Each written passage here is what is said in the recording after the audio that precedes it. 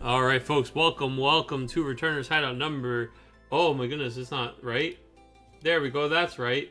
320. Goodness gracious, all kinds of nonsense happening today. We are back, folks, and we are getting ready for the last tournament here before the first tournament of the year. We've got the Winter Cup coming up this weekend. How exciting. We got a team tournament on Saturday, a singles tournament on Sunday in Pittsburgh, Pennsylvania. Not, the most exciting destination. However, it will be a good time. I will be there. Hopefully you will be there too, and I'll see you there. But this week we've got 3 rounds of Final Fantasy action, maybe a tiebreaker. We'll see. We've already got the players well underway, so we're probably going to jump into a game that is quite in progress here. Sorry for my delayed start today.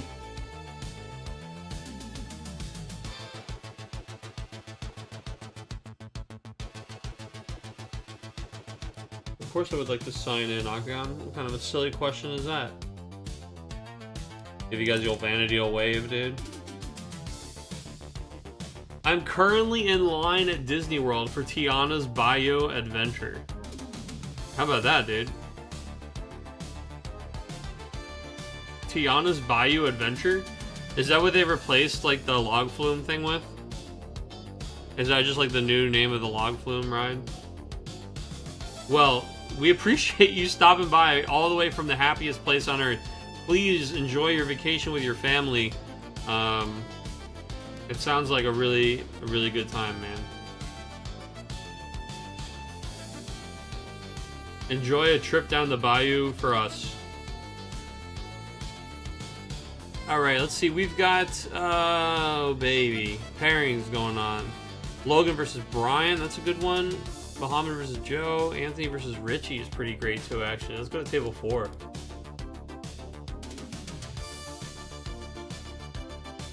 Dude, it's cooking. What's cooking at table 4?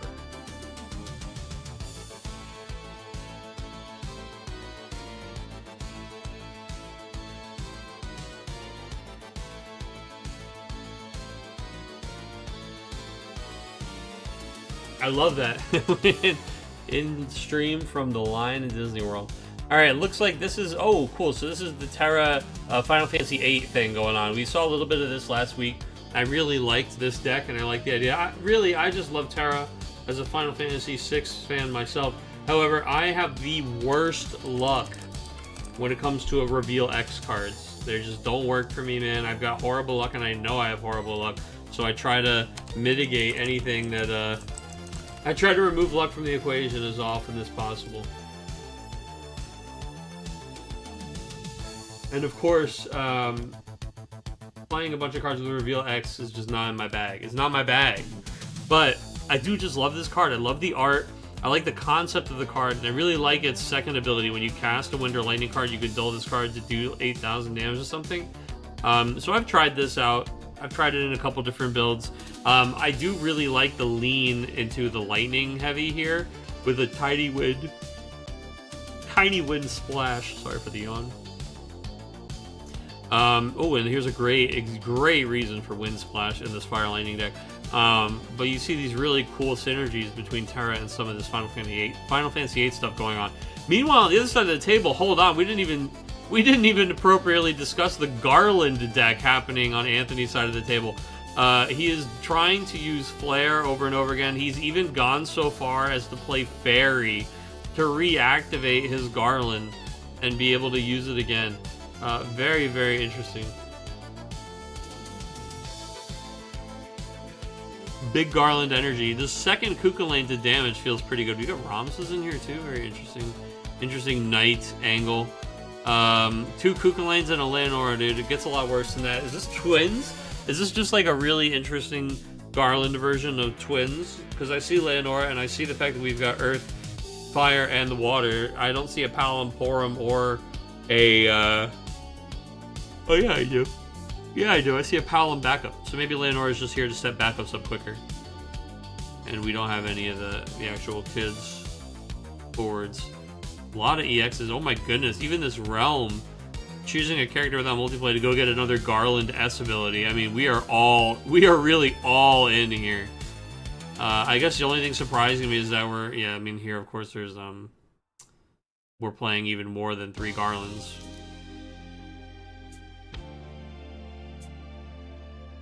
Yeah, I mean, it's cool. We'll see if we can make it do the thing, right? See, the problem is right now is the whole deck built around a guy that's not on the field, unfortunately.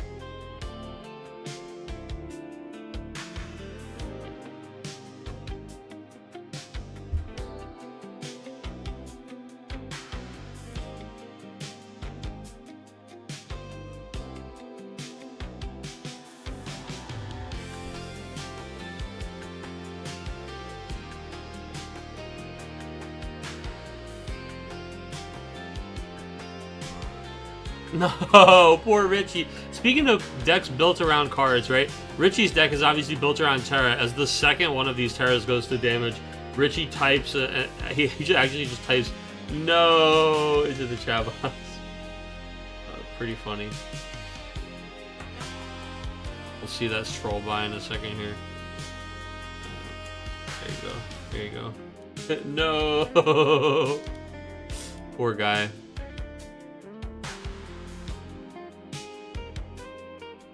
No way! So we actually had a 2-piece with this Garland. Is that really what happened last turn? Did we Luna Freya into the Garland?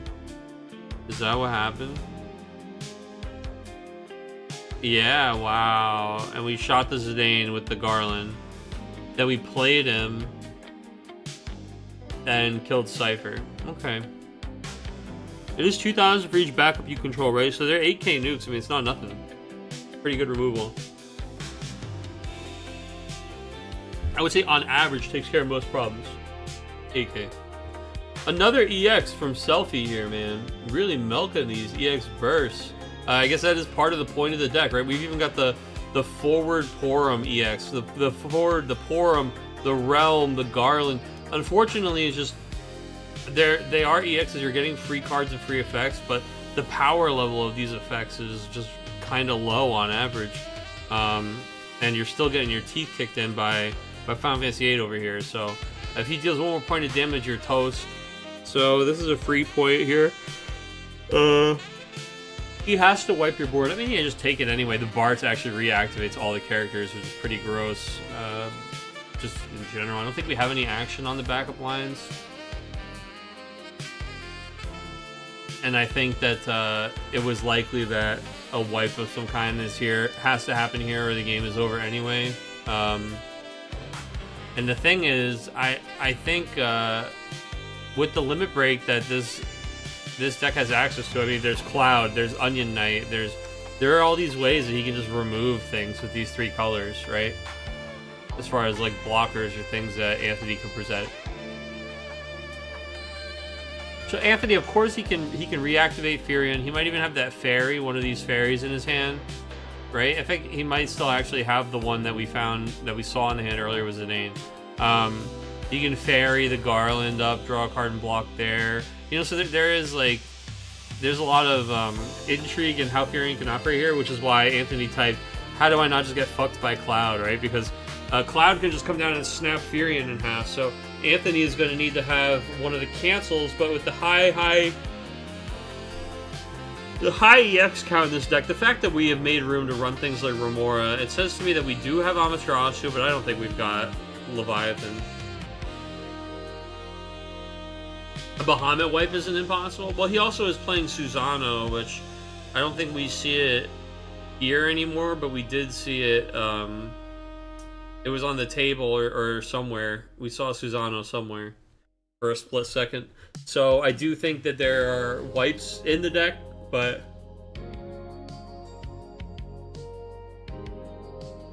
yeah, you said, oh, there's a joke. Richie's saying a Phoenix now out of nowhere. Richie anticipating that the Phoenix will come down and bring the Furion back. Now I don't think it's anything like that, but it might be as simple as the fairy here. But we're gonna Amaterasu the Squall's attack trigger. Okay, now we attack with Gilgamesh. This will be fairy on Garland. Yeah. Fairy on Garland to activate him, and he can actually block this quite favorably, so he can block both of these guys, which is kind of funny. Do we trade the board to finish the Garland?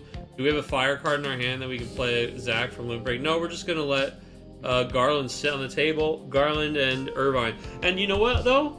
The whole deck is built around playing not this Garland, so leaving this Garland on the table from Richie, pretty good, right? It makes it so that there's a whole bunch of just dead draws in Anthony's deck.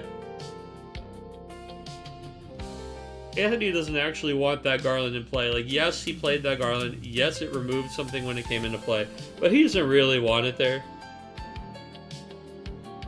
He wants to be able to play the other one. And we're going to play Furion, and it looks like we are immediately armor-shotting Furion here to just break him.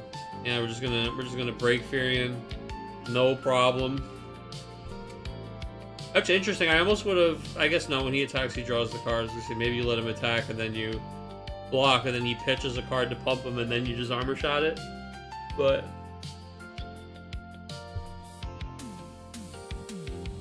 all the same...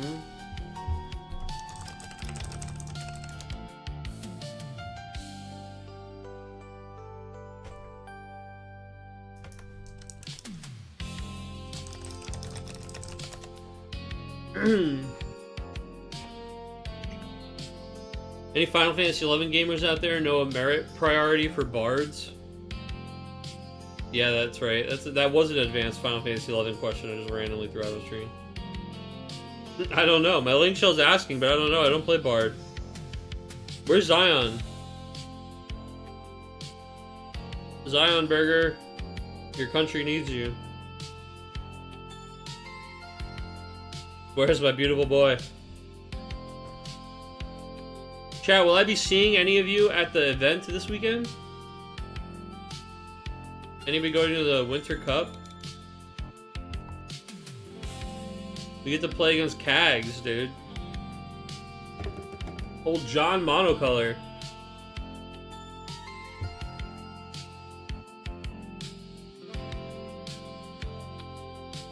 You'll be there! Hell yeah, dude! Well, Joe, make sure you come and say hey. Make sure you come say hey. I'll be there. Dude, I'll see you at the bar, brother. Don't worry. We'll be... no matter how I'm doing, I'll be at the bar. That's for sure. I'll see you there. I'll get you a drink, brother. Alright, so this one wrapped up. Terra Limit Break actually coming down and trashing the forward here to make room for the attack. I do really like this card. It didn't even... its second mode didn't matter here, but is really, really relevant and cool also. The fact that we now have this Limit Break access and fire to remove cards from the break zone is intense. I like it a lot. Alright, that is it for this match. Let's go and see if we've got... let's go to results. I only got 2 tables in right now. This table 4 and table 5. So let's switch to a different table for you guys.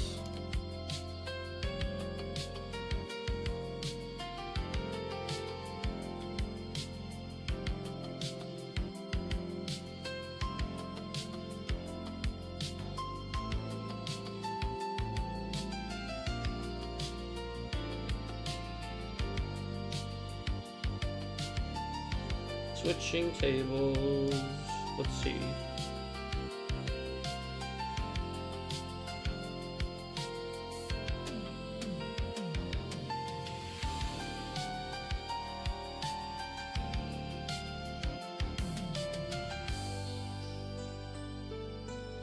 Let's just go down the list. We're going right to table 1 here.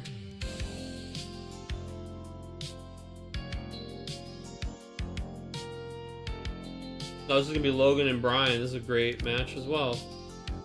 Any given week, this could easily be a finals.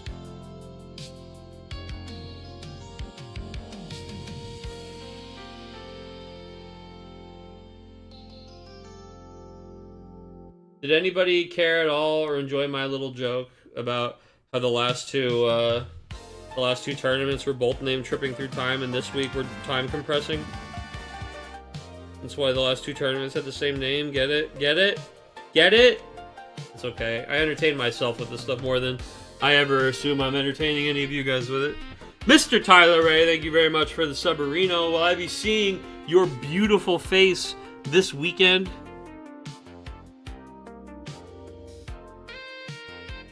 Are you going to be in the Berg?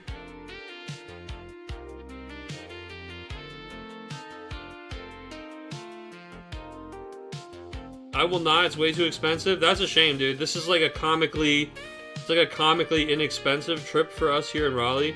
But I've been hearing that a lot from people. Like, it sounds like Pittsburgh sure was a choice. We'll say that, dude. It sure was an interesting selection. If you're only going to have a single event, it sure was an interesting place to put it. You know, but hey, whatever. They're falling apart over there at Square, so who knows what their original hopes or dreams were. Flights were like 400 plus. Yeah, I wouldn't say that that's justifiable for a non-invite tournament at all, dude.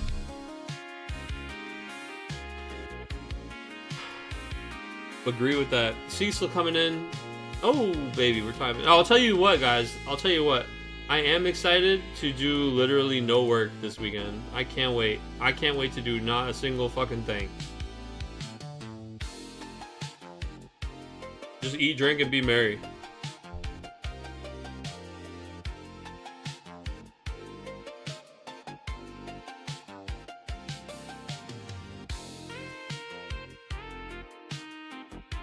Anybody here know, what's the bar situation like at this store? We need... Who's got boots on the ground? What's the libation access look like?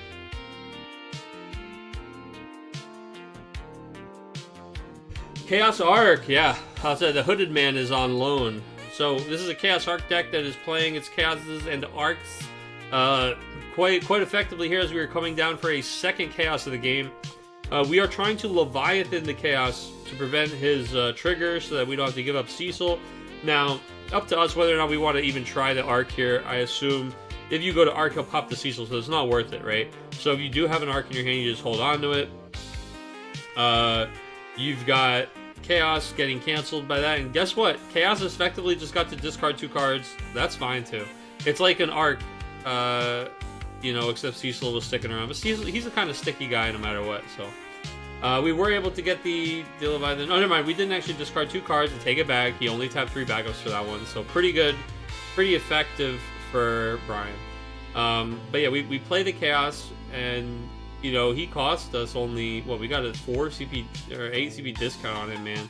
For 3 CP, we were able to get a cancel Lev. That's a pretty good trade. I mean, you take that, right? Because now here comes Une. We're going to try to... bounce this Cecil and bounce the King Tycoon.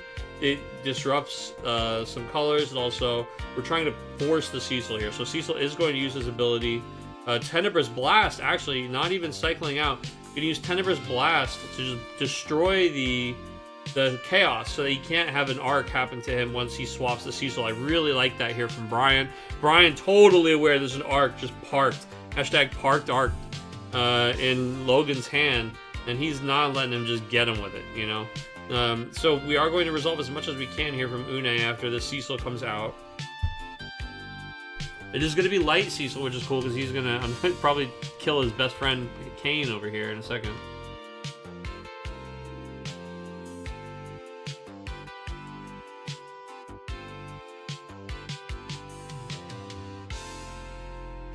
The booze on the ground question. That's right, Kurt. This is an important question. The inquiring minds need to know.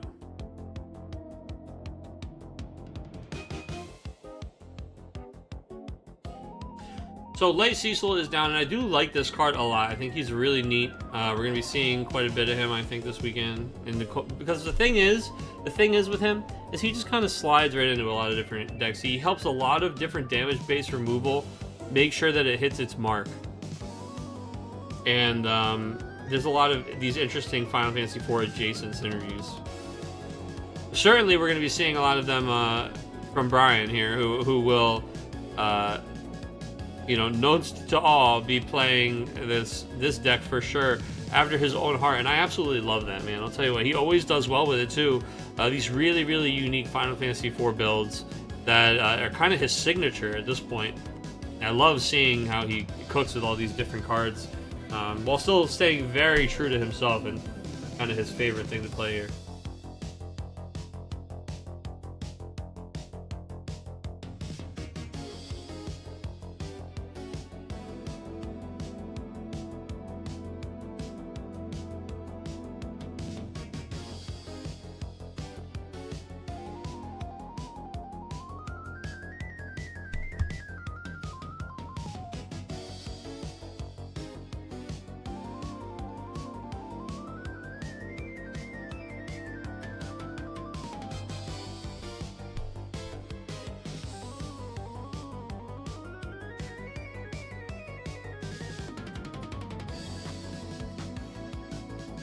Alright, so we are going to revive Palom with Lena here. So Lena S ability, very, very strong. Gives us access to all kinds of different forwards. We are going to be electing Palom. Between Palom and Cecil is a cool little combo here. Like we talked about, Cecil helps extend the removal and make sure it finds its mark. But the cool thing is the Palom here, normally, he needs a lot of help to get his 2k ping where it needs to go. Normally, he's the one extending damage and making sure it finds its mark. But he actually works really, really well with Cecil here, not just for the obvious Final Fantasy IV category synergies, but the fact that he can basically make sure Cecil kills important 9, 10k targets without reducing his power to 9k, which of course Cecil cannot do without pumping himself with either his own ability or something like the Tiro on the backline there. He's not quite ready for that kind of action yet. And we're going to end the turn there, putting the EXP on Palom. We had Big V go for the fight, and we actually, the Une survived. Oh, we cast the Leviathan to cancel. Very cool. So we had a cancel Leviathan from both players here in this last turn. So we're going to cancel the Vajradhara Wu. So 5 CP and limit break expenditure without getting the Une off the board is really tricky. And now he's forced to play Kalmia. Or no, sorry, he's gonna watch as his opponent plays Kalmia and passes. Now the Kalmia is pretty funny because Kalmia actually is really good against the Cecil. Cecil, of course, points at something and shrinks it in himself. Kalmia now says that forwards that that are being controlled by Logan here cannot have their power reduced at all. So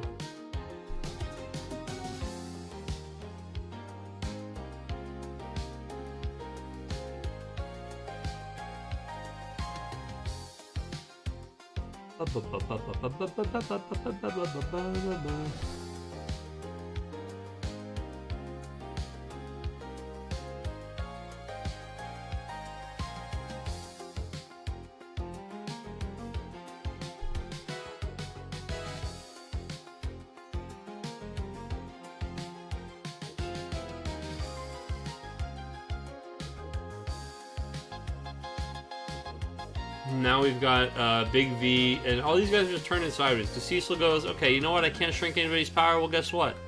My power is still quite large. The Une is more valuable as a live, able to tap every turn to get summons back than it is as a blocker. However, Brian can just force this damage through, knowing the Une is not going to block.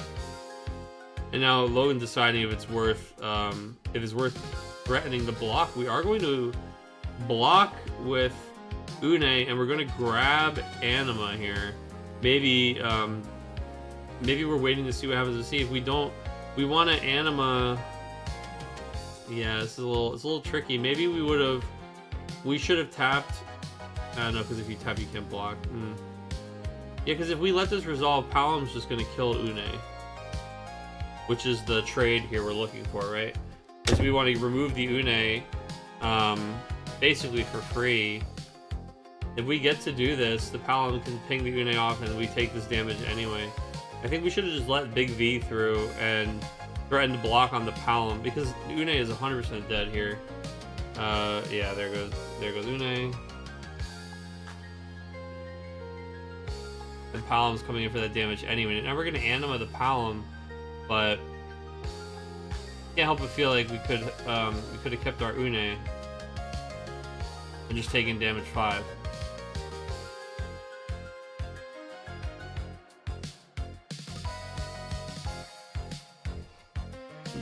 Not sure.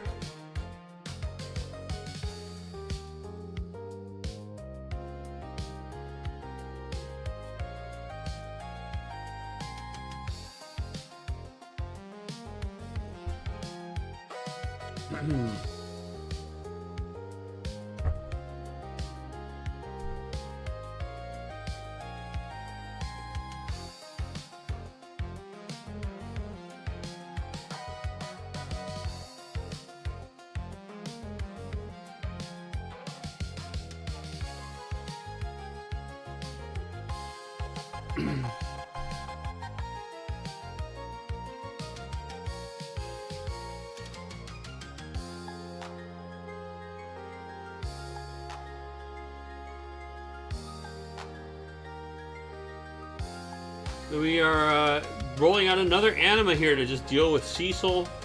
Just going for the clean removal suite, and Charlotte is actually very interesting here from Brian. Charlotte coming down from the starter deck, remember. She does reduce damage that she takes. She says your forwards can't be chosen by summons of cost 1, and then your opponent's forwards can't use any action abilities. So she's a really neat, little annoying tech that you can slide into water decks these days.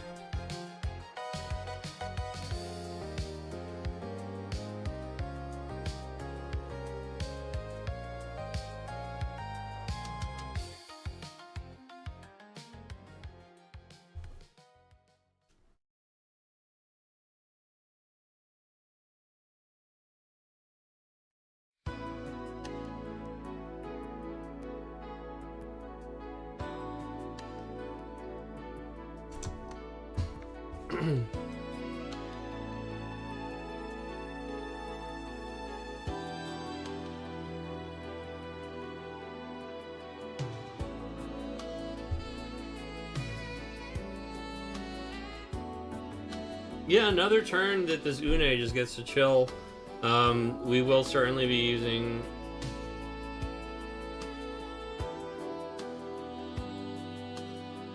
Yeah, I mean, we animate the Cecil... Oh no, sorry, this is the second Une. We target the Charlotte and the Lena. I mean, yeah, pretty expensive. That's the thing about the Charlotte, right? Charlotte is a really slow card, man. She's a 4 CP card that doesn't do a damn thing when she comes down. Charlotte is only as effective as her disruption ends up actually being. And that's a little bit tricky about any of those kinds of cards. Cards like Sid Randell, right? Sid Randell is an all-star when your opponent's trying to play a forward and trigger its auto ability, right? And he's horrible in every other situation. And so it's really, the question is, how much can you rely on him getting to see that condition, right? How much can you rely on your opponent casting 1 CP summons to try to target your forwards? Well, it depends. I mean, there's a lot of Kukulanes out there. There's a lot of 1 CP Ifrits out there. So I think that there's a good argument for the 1 CP summons, right? And it's like, okay, well, do those 1 CP summons kind of totally dismantle the deck strategy to the point where you need to play the card to counter them like that? I don't know if that's true for Final Fantasy IV. Maybe he's just trying it out, right? That's the other thing about the card, is that there's really no deck building cost to run it besides the slot, you know, beyond the same slot any card asks of you when you're building a deck. But there's nothing else you have to put in to make it work, right? It simply works or doesn't work based on the construction of your opponent's deck and what you happen to be facing. So those types of cards, I like them a lot less because they're dependent on something I have no control over. That being said, those are also the kinds of cards where if you counterplay something and you guess right? Like if you do end up playing that Charlotte into a room full of mono fire, mono water decks, and all these 1 CP Ifrits and 1 CP Kukulanes can't do a damn thing, and if you do really have something that if Kukulane, you know, completely disrupts your game plan, then yeah, I mean, bring the Charlotte, test the Charlotte, and when you're right about that kind of thing, and it really does just totally work, those are the kind of those are the risk-reward benefits that do you things like win a tournament. But it's hard to say. Otherwise, we would all be playing silver bullets in our decks for everything, right? This is a tricky thing about silver bullets. If there's no werewolves around, they're just expensive fucking bullets. You gotta know that you're hunting werewolves before you bother with the silver bullets.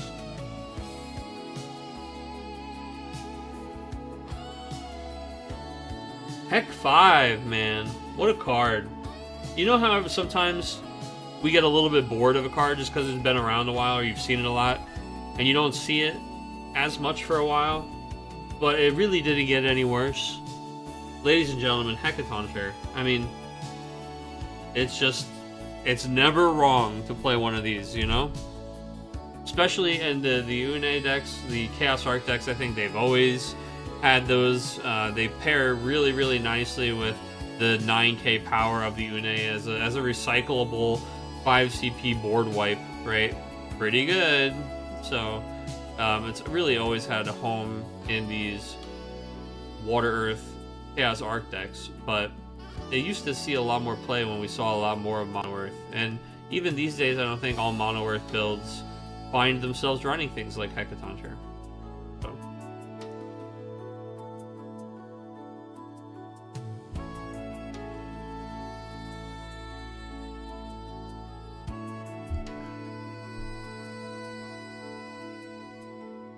Oof, you just got stormed? Oh no, mono wind? They coming for you?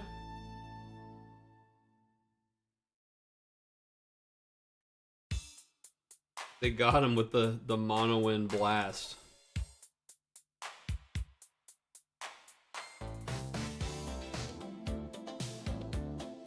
Yeah, storm can be rough for sure. They just do their thing, man. Zidane hit Shiva and Shantoto. Ooh. Yikes.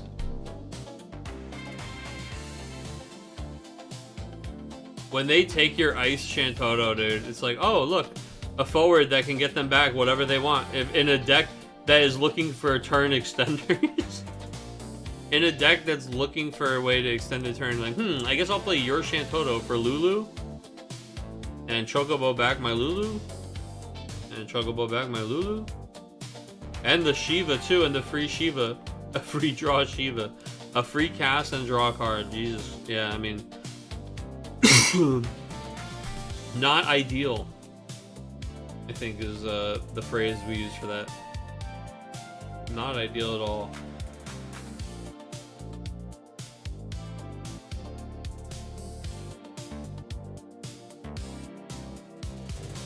So we keep having, unfortunately, only one of these kids out at a time, and let me tell you, not very effective on their own, but I mean, Forum can be. I think Forum is more effective without any help or without building up than Palom is on his own. But Palom, of course, pairs really nicely with Seesaurus. Forum doesn't really pair with anything until she gets 3 counters. Right now, she just does her thing of preventing something from having its abilities once a turn. We do have a Raw Dog Arc here. We're going to go full Monty on the Arc cost. And we're going to just say not only is the Porum dead, but also we're going to take 2 cards from your hand with it. I don't know if that happened before. Are we going to attack with the Une, or are you going to use Une before Porum blanks it on the way out? I don't know. Looks like maybe we're just letting the Porum effect happen, which is surprising to me. I mean, we're running a little bit low on deck, but yeah, the Une player normally just wants to stay in control and keep getting those summons that help them stay in control and protect. The Une. We'll see. I mean, oh no, actually we won't see, because guess what? Brian has 0 cards left in his deck. Turns out Brian has decked out. I'm looking at Logan, I'm like, wow, Logan has 9 cards left in his deck. Okay, he's got to be a little careful. Like, he's got a few more turns to do here. But no, Brian actually has decked out. I should have maybe have just checked both of these players' deck sizes. Brian, yeah, not able to get through a Chaos Arc deck. Chaos Arc deck is just picking apart your hand and your board, wiping the board over and over again.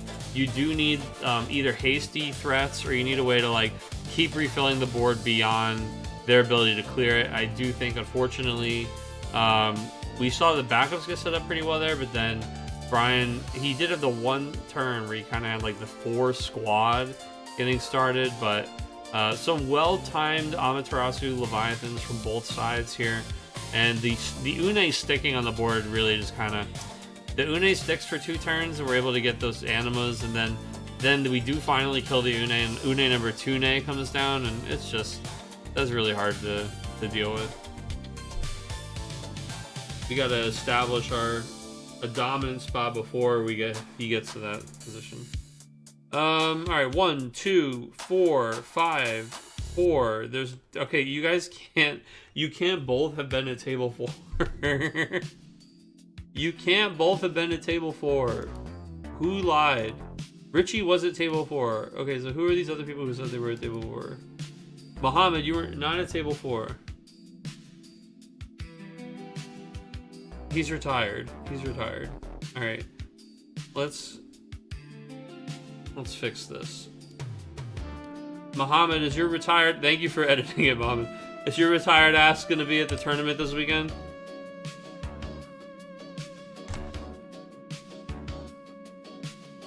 Logan 7-5 over Brian at table 1. We just saw that one unfold. 7-5. Didn't he deck out?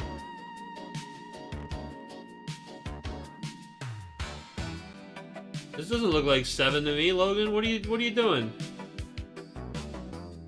He decked out, right?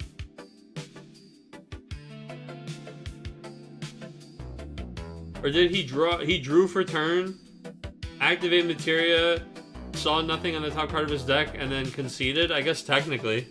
I mean, you're right. You're right. He did. He technically scooped. No, hey, I said it right before you typed in the chat. You are 100% correct, my friend. My man decided to say GG. You're right. Not that it really matters here, but you are correct, and I am sorry that I spoke ill of your character, or that I insinuated.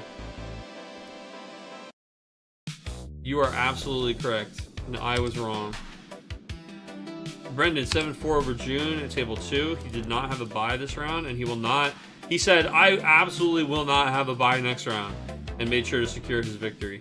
At table 4, we did have Richie take it 7-3 over Anthony. Looks like Left Side Gang is taking a sweep here. Let's see if Greg tied it together for them at table 5. Oh, no, Tyler got him. Tyler 7-1 over Greg at table 5. Okay, we do have one drop. Who do I got? Something, dropping bro, got something came up. No problem, my friend. Thank you for the heads up. Oh, that's not the Donkey Kong of approval. Where's my DK? Okay. Okay. Where's my thumbs up Donkey Kong, dude? Wait, hello?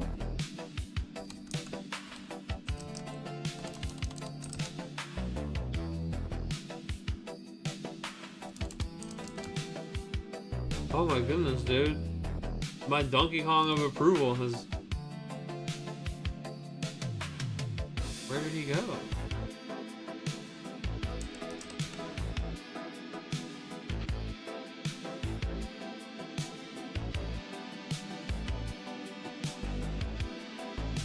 My Donkey Kong has been removed.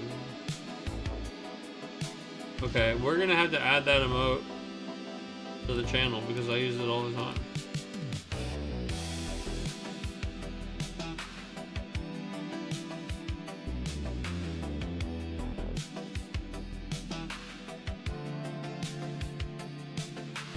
It's gone, Key Kong. Yeah, dude, it's gone. That's okay. We'll get that sorted. We'll get that fixed.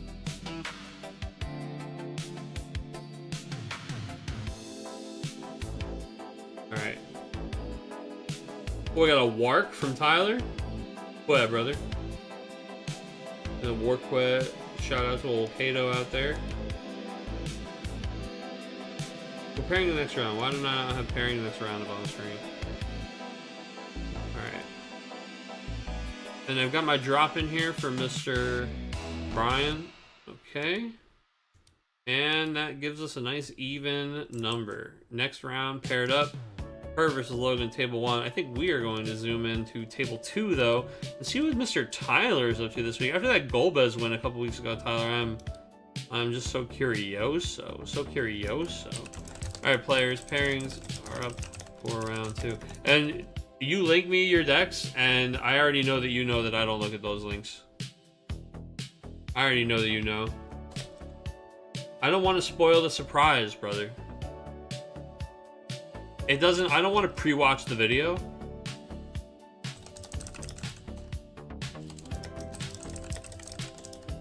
Time will begin at 8 o'clock and will be called at 8:40. Players may begin. Hey, Golbez was hyped, dude. Boko can't hurt you.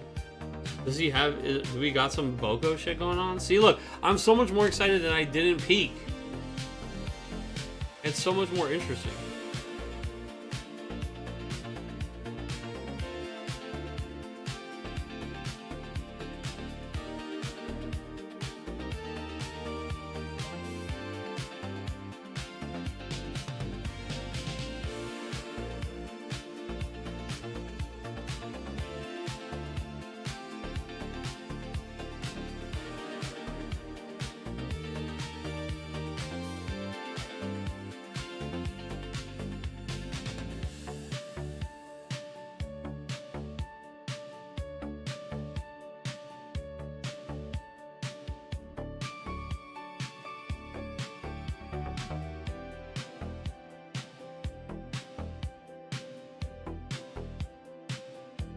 Okay.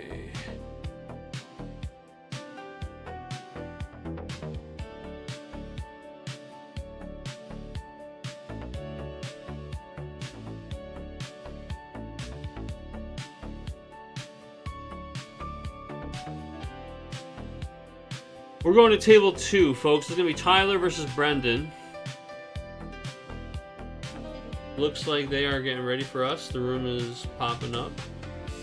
And you know what? We should probably be stealing a spiderweb right now. Isn't that right, Chad? You guys gotta keep me... We gotta stay on our toes. There's a spider right there. Look at that. Blink and you'll miss it. We're gonna go... Boom! There we go. Got a little web from him. Classic. Classic. If you're a thief, you gotta steal, man. If you're a thief, you gotta steal. That's how we're making our... Make our money. Make that gill. Alright.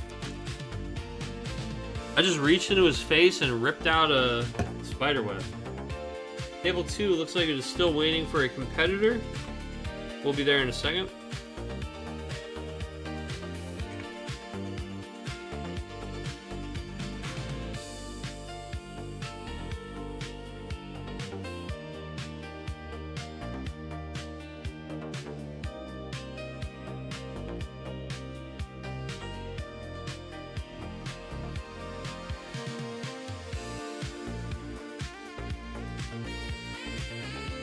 Oh, yeah, we're jamming. We're jamming.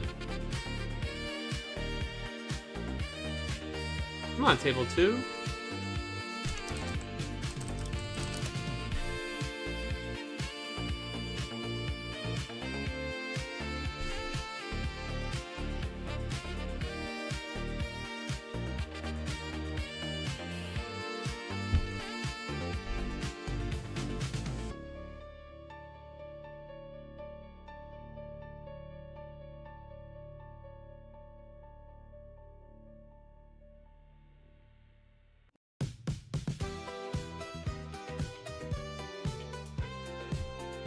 All right, table 2 is up. It says table 2, this one in all caps.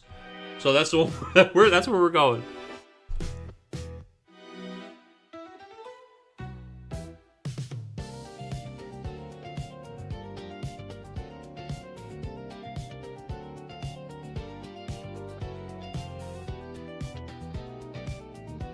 Let's get in there. Let's get live in the game.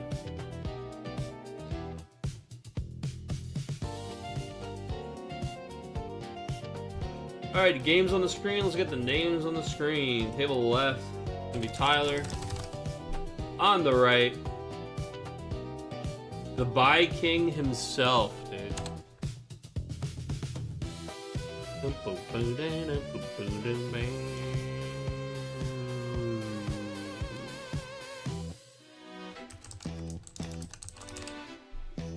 Brendan, got make sure I'm spelling your last name correctly. Okay, boom. Boom! We're in there like swimwear. Looks like we got another Final Fantasy VIII deck here from Brendan. I love seeing these Final Fantasy VIII decks, dude. I'll tell you, Final Fantasy VIII fans have had a lot of Final Fantasy VIII cards that just didn't do shit together for a really long time. Recently, we had the Cypher, Hideout, Raijin, and Fujin like see a lot of play and get really hype in those kind of like the Bosch decks, like those other turbo decks. I think that was really neat, but I think it's still there's still an itch that you're waiting to scratch where you're just playing like I just want to play Squall and Renoa and Irvine and Quistis and Zell on the fucking table together and have it make sense, And we finally have some Final Fantasy VIII decks that feel that way, I think, which is all an VIII fan's looking for. I mean, think about Final Fantasy VII. When that Avalanche deck came out, and you were literally playing all of the members of Avalanche on the table and doing the bombing run, like, that felt really cool. When the Final Fantasy VI Yeti Spaghetti deck was out, and you were playing all 14 main characters from Final Fantasy VI in a deck together, that shit's cool. Like, I don't think every deck has to be built along the category line, but I do think that every once in a while, it's really neat that the category is the defining synergy of the deck. You guys know what I mean by that? Like, it's so easy for us to just have a pile of good cards in the right colors, you know what I mean? I think in Final Fantasy TCG, they do a really, really good job ensuring that those different points of synergy, the job, the category, the element, they do a really good job making sure that there are decks that cater to each of those things as a specialty. And I don't feel like we're in a world where we just always are playing pile of good stuff. Like, there's definitely reasons to dip into these synergies that are very rewarding.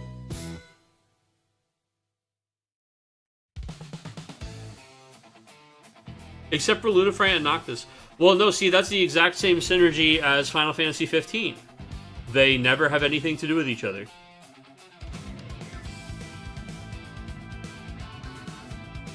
It's maybe the most accurate, it's the most lore-accurate, flavorful thing I've ever seen. They never interact in any way whatsoever.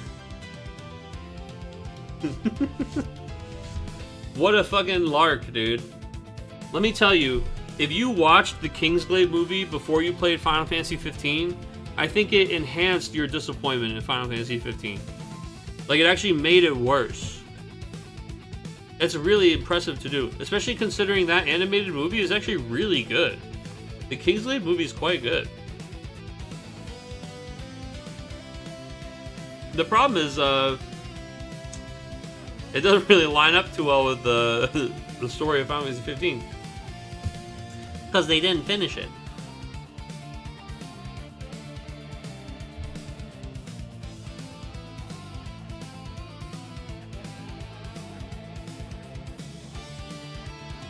So, like, this disease that Noctis had as a kid is really important. Tenebrae is really important. Noctis and his connection to Lunafreya is really important. Except, no, it's not. No, it's not. And you're never going to go to Tenebrae, and you're never going to talk about his disease. And none of that's going to matter at all. None of that's going to matter at all.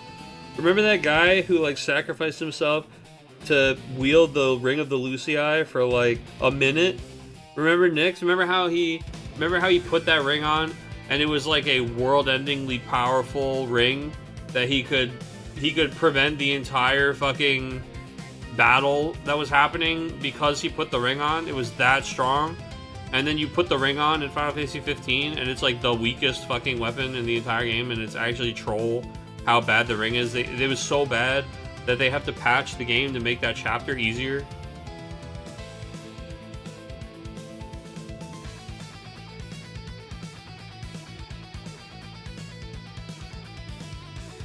I'm not bitter.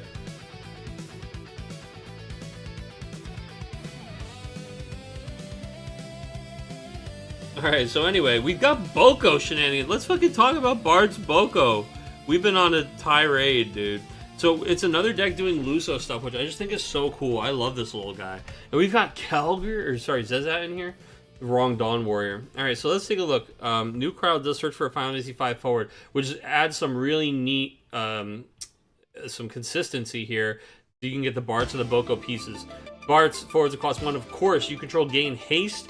When Bards forms a party and attacks, you may search for a forward that costs 1 and play it on the field. Boko also says that Bards gains power and haste, and when a party you control deals damage to your opponent, you draw a card. So these guys are going to attack. Looks like we are searching the deck for and playing Tifa. When Tifa enters the field, we will be discarding 2 cards. We have the 1 card from our hand here. But if this party... Oh, actually, no, we won't be because of Sid Randell. We actually don't have to discard any cards from our hand. That's troll as fuck. We were just talking about this. Actually, come on. This feels like a perfect point proven type of game. We were just talking about Sid Randell earlier today and how silver bullets like this are really only effective if you know you're going to be hunting werewolves. And this is not a werewolf. This is not a werewolf. In fact, the silver bullet, is there a type of monster that likes silver? That gets like stronger when you shoot it with a silver bullet? Is that like Melmetal or some shit? Because that's what we're looking at over here. We've got a deck that's based on field abilities, right? And attack triggers. So it doesn't matter that this guy, he's a 4CP do-nothing who can't block this party, right? And in fact, he actually made this Tifa, he got rid of her drawback.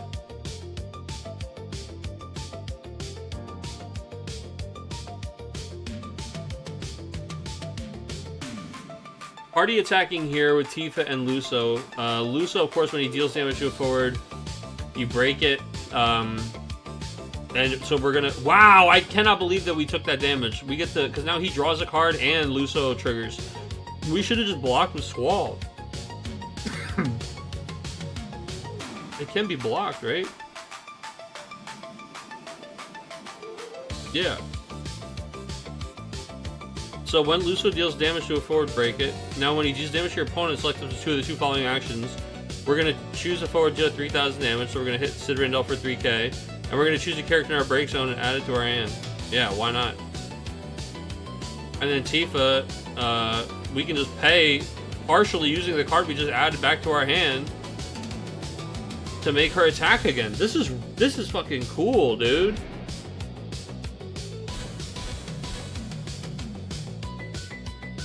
Oh no, we can't. Sorry. She can only pay for her second, or her third, wait, her 4th ability. Jesus Christ, this card has 4 abilities.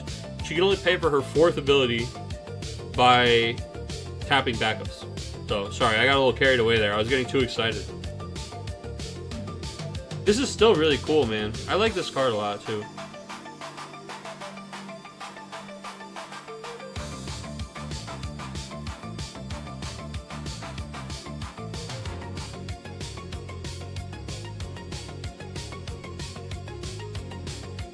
Yeah, I like this Earth Wind deck a lot.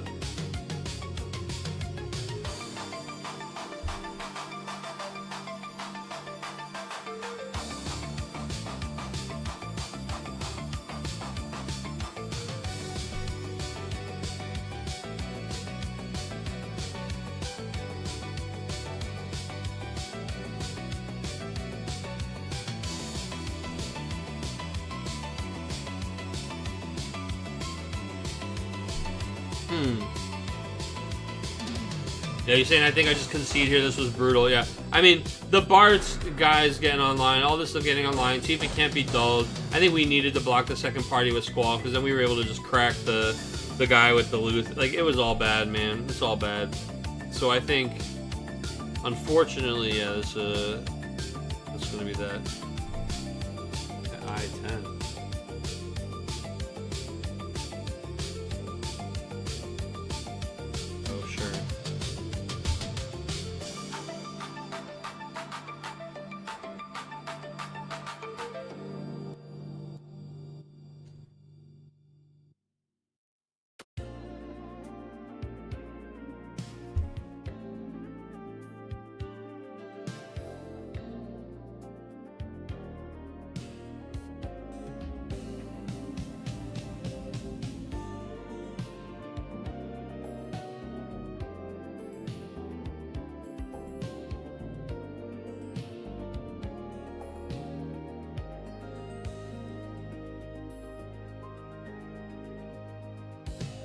Wave the white flag. It wasn't very fun.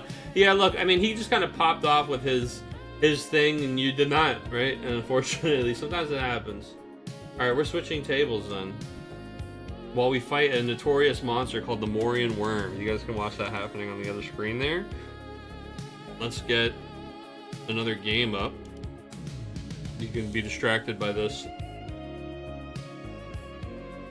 Crowd certainly helps, yeah. We were talking about that at the beginning there, how that's kind of gives you those tutors. You can hard mulligan for now 3 more cards that can help you get there, which is cool.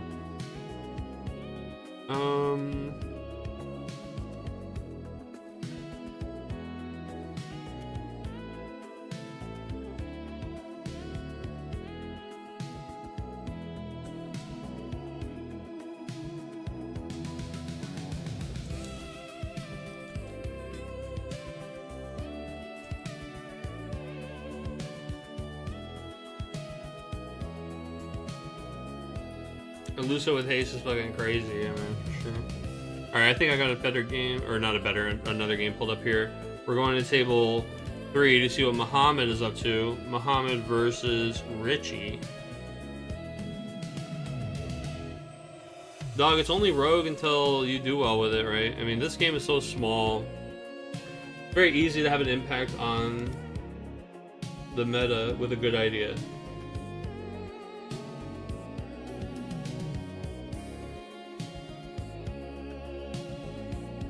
I mean, yeah, dude, hell yeah, who you telling? You know me, you know I like to play my weird shit.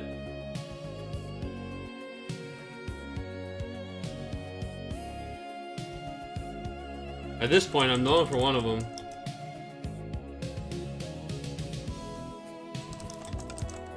People forget the days of the Prince's deck, dude.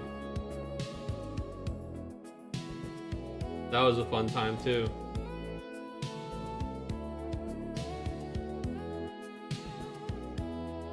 You know what, Muhammad? I think I'm going to cleverly line break your name here.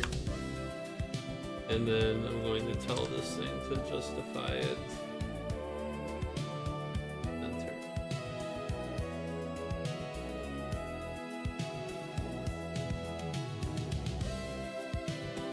There we go.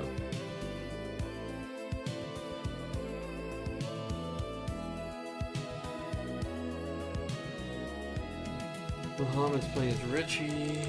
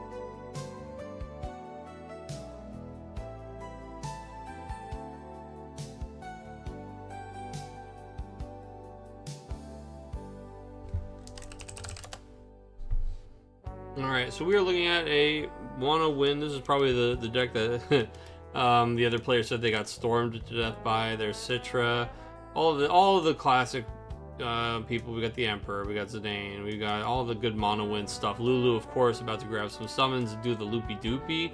Citra is the same. She grabs the summons. It makes it very easy to start looping and getting as many casts as you need. We're actually just going to get Dryad though. Dryad is one of the most potent wind cards there are, man. This thing removes for 2 CP, will kill anything. 2,000 damage for each wind character you control. And boy howdy, if we don't have 7 wind characters for 14k on a 2 CP summon. Pretty good rate. Pretty good rate. And I don't know, I mean, Muhammad does have some of a board established here, but I wouldn't even say that this is like an insane mono win board. He's got 3 backups and 1 monster. And 2 limit break forwards on the table. Like, these days, it's so easy to make sure that your character count hits a decent number. The Dryad is almost a guaranteed removal spell as early as the 2nd or 3rd turn.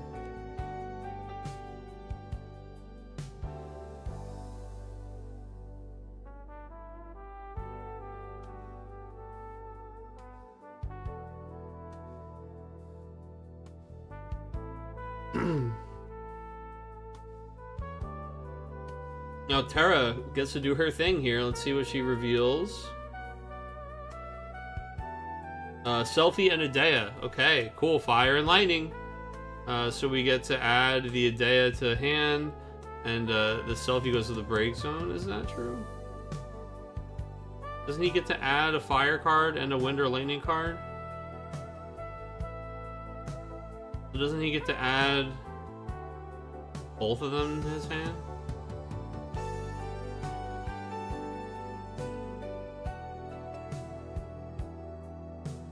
Maybe he wanted it in the break zone to...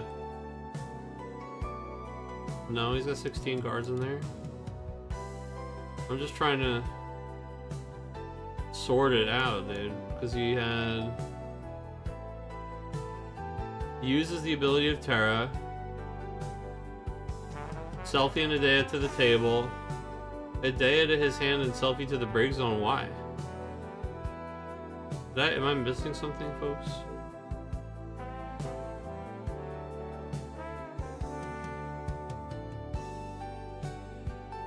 Fire and lightning.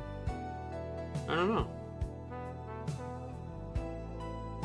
I mean, he technically is within his right to not add that to his hand and put it in the break zone.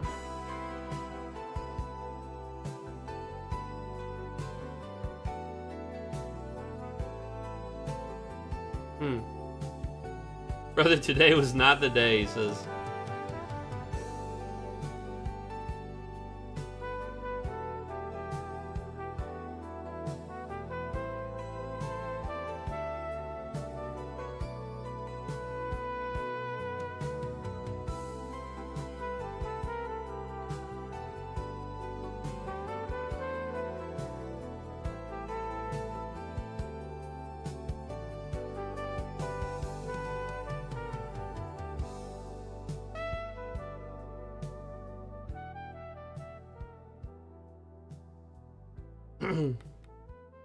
Alright, Storm guy. Do storm things.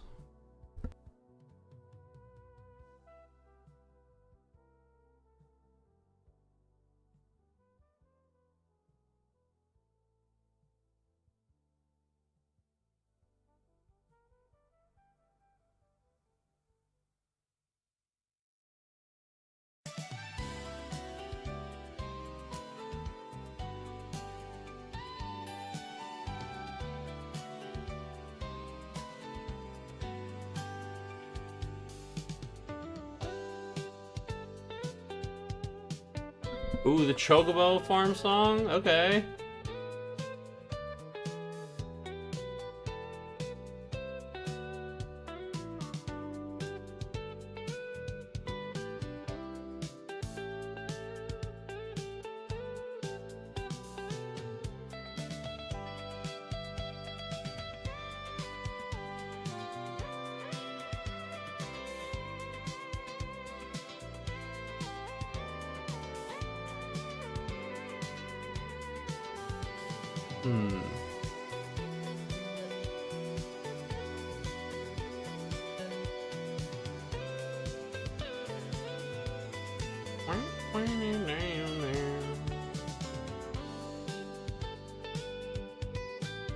What did he just pick up? Use the ability of Sid Highwind.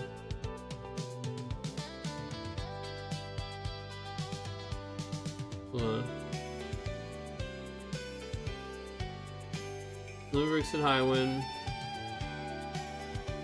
Chocobo Sam. I think he picked up the wall. Little snowman looking thing? The wall?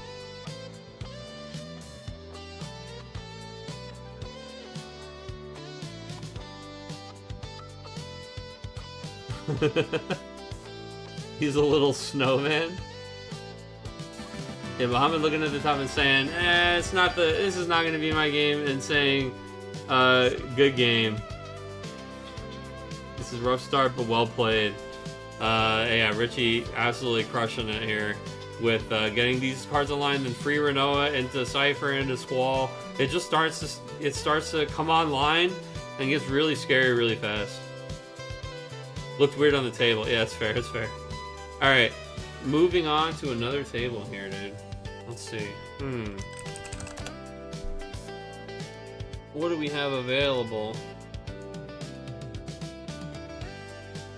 Table 1 and Table 5. So it's Kurt and Logan or Greg and June. Those are both great games. Oh, we got another drop here.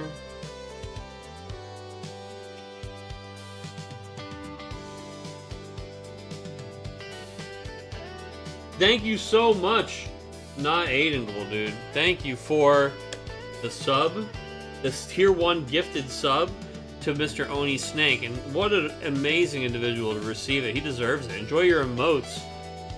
Enjoy your emotes, sir.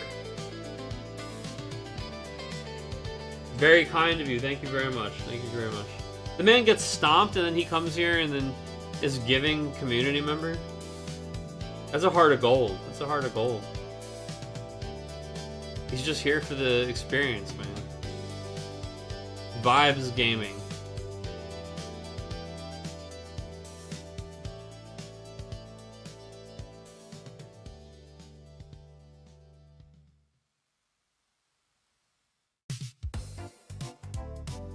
Close this. And open... Oh, nope. I didn't mean to do that. Yeah, close that. And open Octagon again, please.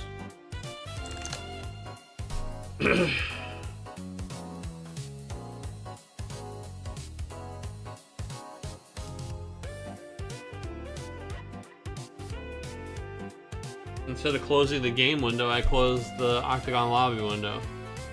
There we go. Table 1. Unknown error. Okay, let's try table 5. Unknown error. That's weird.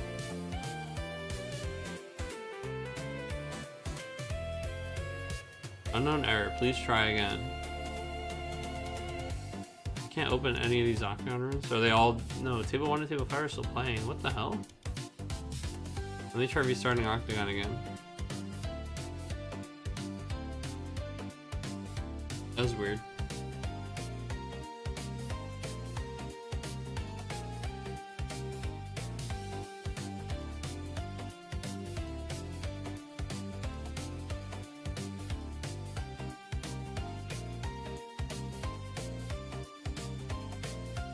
And now it works. Yeah, that's so strange. I just reset it and now it works fine. Alright, table 1. Let's go live in game here.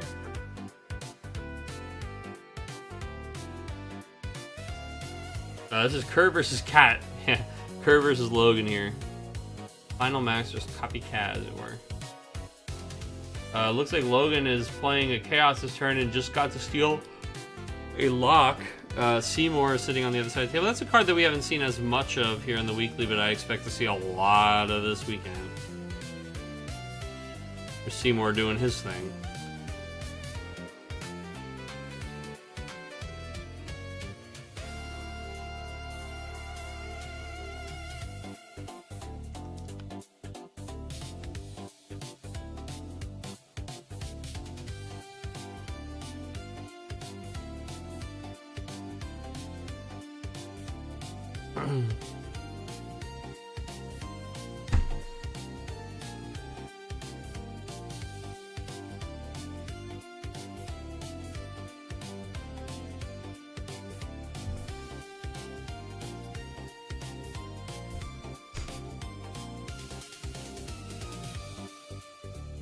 Alright, so we are playing Kefka now, doing the thing. Kefka has come down, targeting Chaos and Cindy for the freeze on the Chaos.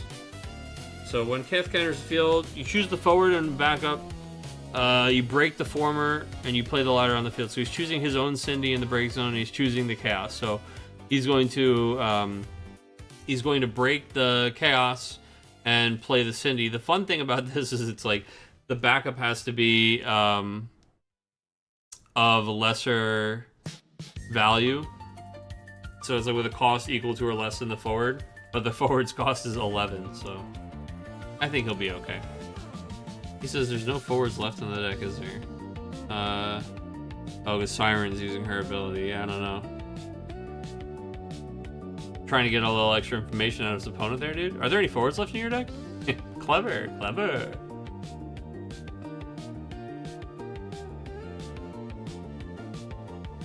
Damn, I sure would hate if you had like a forward on the top of your deck. Or if you didn't have a forward on the top of your deck, rather. How many forwards would you say you had left in there?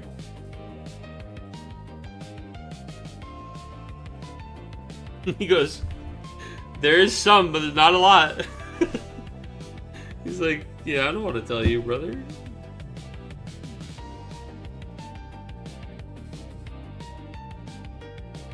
I think I'm probably dead because Siren isn't a once per turn. I mean, yeah, that's something to think about there, Kurt, but you also deck your opponent by making him use Siren over and over again, and sometimes also he can flip a forward.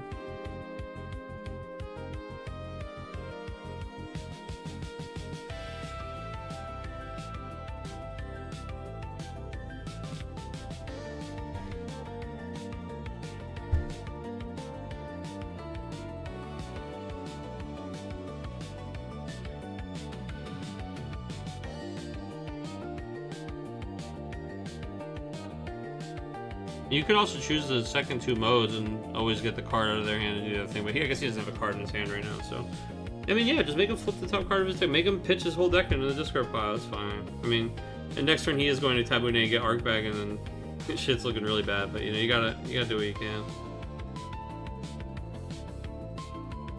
We gotta try to kill the Une here and then see if you get away with it. Yeah. Show that Une forward, baby. Nope, I go back up.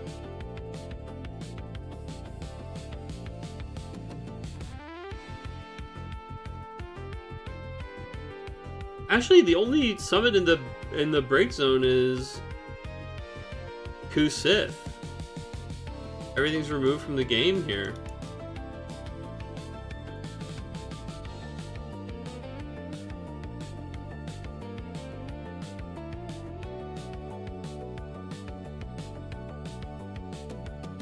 Oh, you want to see him arc something with the lock in play? Yeah.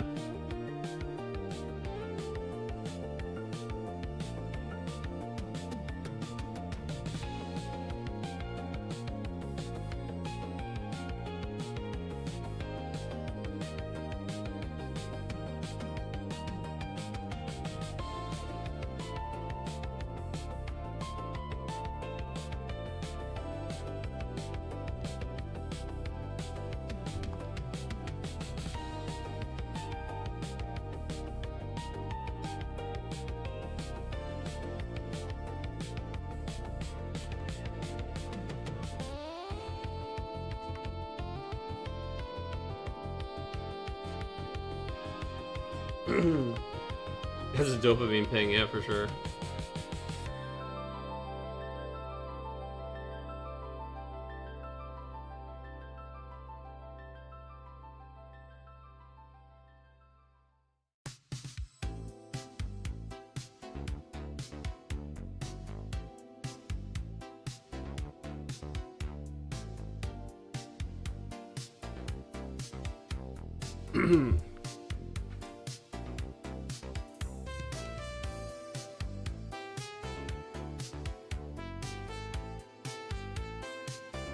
I just started re-sleeving, and I think BCW sleeves have gotten worse. Yeah, I don't know, dude. To be fair, I've been a lazy... It's not even that I'm like, oh, Dragon Shield is the best. I've just been a lazy Dragon Shield gamer. It is certainly the most convenient. I've just been a lazy Dragon Shield gamer for a long time now. I used to care. These are my KMCs. You hate Dragon Shield? There you go, dude. Yeah, it's just available, you know? They're miscut like every other pack. I mean, I definitely have errors and issues with them, but I wouldn't say it happens that frequently. But I get it. I get it. I bought like a whole case of Dragon Shields just to get a bunch of one color at once, and like half of the ones in there were fucked up. I was pretty pissed. But I also bought it at like a Giga sale, so I assumed that they were offloading stuff they knew had some questionable quality. And I was like, well, that's what you get what you pay for kind of thing. You want the 60% off giant shipper of sleeves? Well, guess what? They're kind of shit. I'm the weird one that likes Ultra Pro. Well, here's the thing, brother. I've been playing card games long enough that that's what we used to have. That's all we used to use was Ultra Pro. I used to use only exclusively Ultra Pro dual matte black sleeves. That's it. That's what I used for like years. Ultra Pro black dual mats when I played competitive Pokemon from like 2008 to 2014, 15. I only used those sleeves. With rare exception. My friend has thousands of those sleeves sealed in his bit. Like we just have a giant shipper of those sleeves. And we just use them all the time for everything. Also convenient to have everything in like the same sleeve. But the thing that pisses me off in a game like Final Fantasy is they have the little Ultra Pro like gem right over where the power is on those sleeves. Oh, Charlotte coming out. So this is actually yet another Charlotte. There's so many versions of Charlotte these days. This one is you can only pay ICP to cast her. If Charlotte is chosen by your opponent's summoner ability, if they don't discard a card, you cancel the effect, and when the character enters your opponent's field, it just automatically becomes dull and frozen. Chaos here is so bad, yeah. Yeah, that would not be great.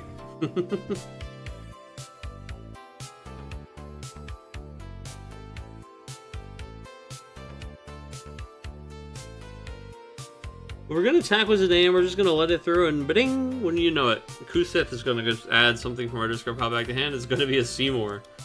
Yeah, we're gonna see more of that guy, that's for sure. Hey.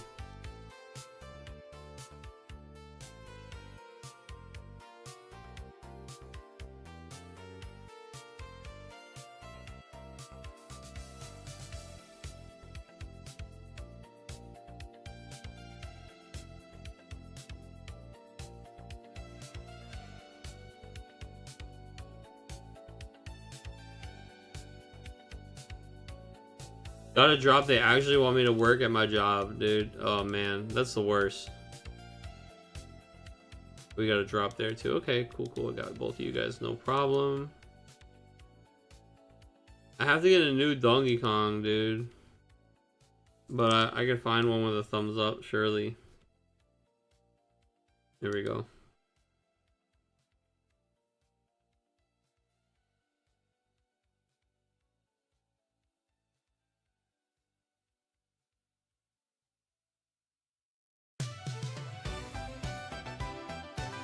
That was a weird Leviathan. I don't know about that one. I missed it. What did we Leviathan? The lock?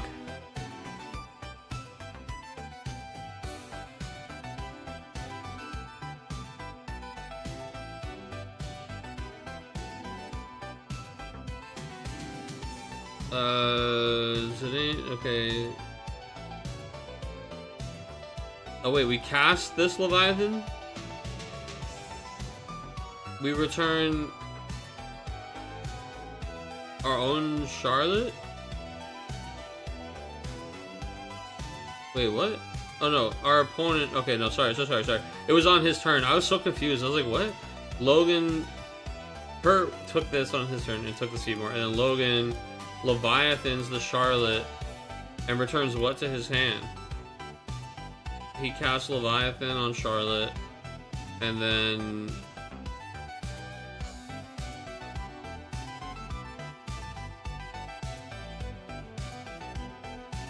he discarded the Kukulane for it, but what did we do besides just bounce the thing?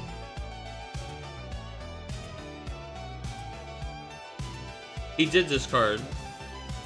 He discarded this Kukulane for it, but what I don't understand is what did he just choose one mode on Leviathan? Did he not add a water forward from his... He did discard for the Charlotte, brother. That's what this fucking Kukulane is. Look. Taps 3, discards Kukulane for 5 CP. Casts Leviathan. Targets Charlotte. Pays the tax. No, he did both! He did both! Reading Comprehension. He discarded 2 Kukulane. But he didn't add anything to his hand though. He has a 5 CP bounce spell. He should have added a card back to his hand. That's the troll thing.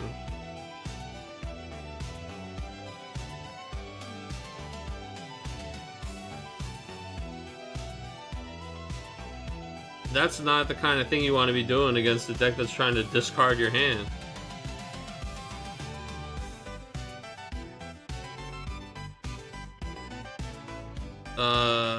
Let's see.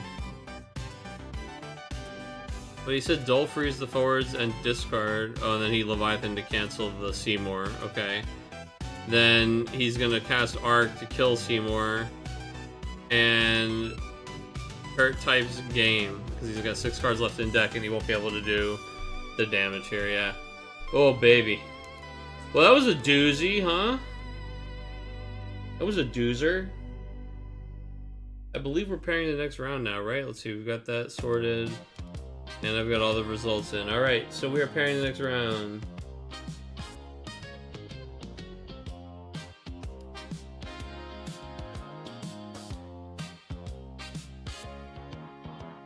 That's how we do it, folks. Enjoy my bare chest and my Yagudo headdress while I insert some of these. Actually, hold on. We can get a fight going for you guys. We can find something to stab. Actually, I definitely thought I was going to turn around and something to stab was going to be much closer. Alright, we're going to auto-run while I put in results. Table 5, Greg got a 7-3 over June. 7-3 for Greg. Oh, there's a spider. There we go. Perfect. Something to stab. Alright. Table 3, Richie 7-3 over Muhammad. Table 1, Logan 7-2 over Kurt. A little Kate Sith theme for the fans out there. Let's see, we gotta use our steel. Easy peasy. Kill the spider. Table 2, Tyler 7-0 over Brendan. Doop, doop, boom. And table 4, Anthony 7-1 over Joe. Okay, confirmed all of those. And let me confirm my drops. I have Anthony and I have Joe.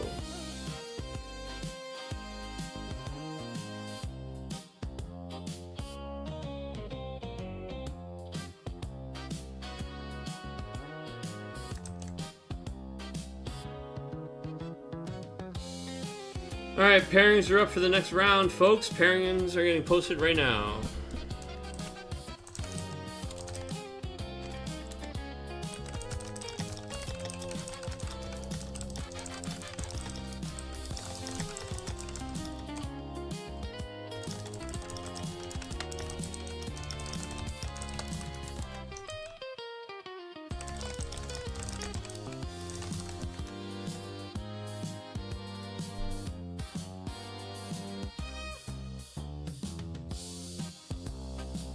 Alright, folks, we got Tyler versus Logan at table 1, both undefeated. Then we got Richie, also undefeated, playing Brendan at table 2. He's got the Final Fantasy VIII deck, the Terra Final Fantasy VIII deck, which is neat. As the third undefeated deck tonight. So if Richie wins his game, we have a tiebreaker. We'll see. But table 1 could be our finals, so that is where we are going to focus our attention first. We're going to be watching that. So that's going to be Tyler's Bard's Boko deck against Logan's, I believe that we were just watching him play that Chaos Arc, right? Come on, no spiders? Come on, no spiders?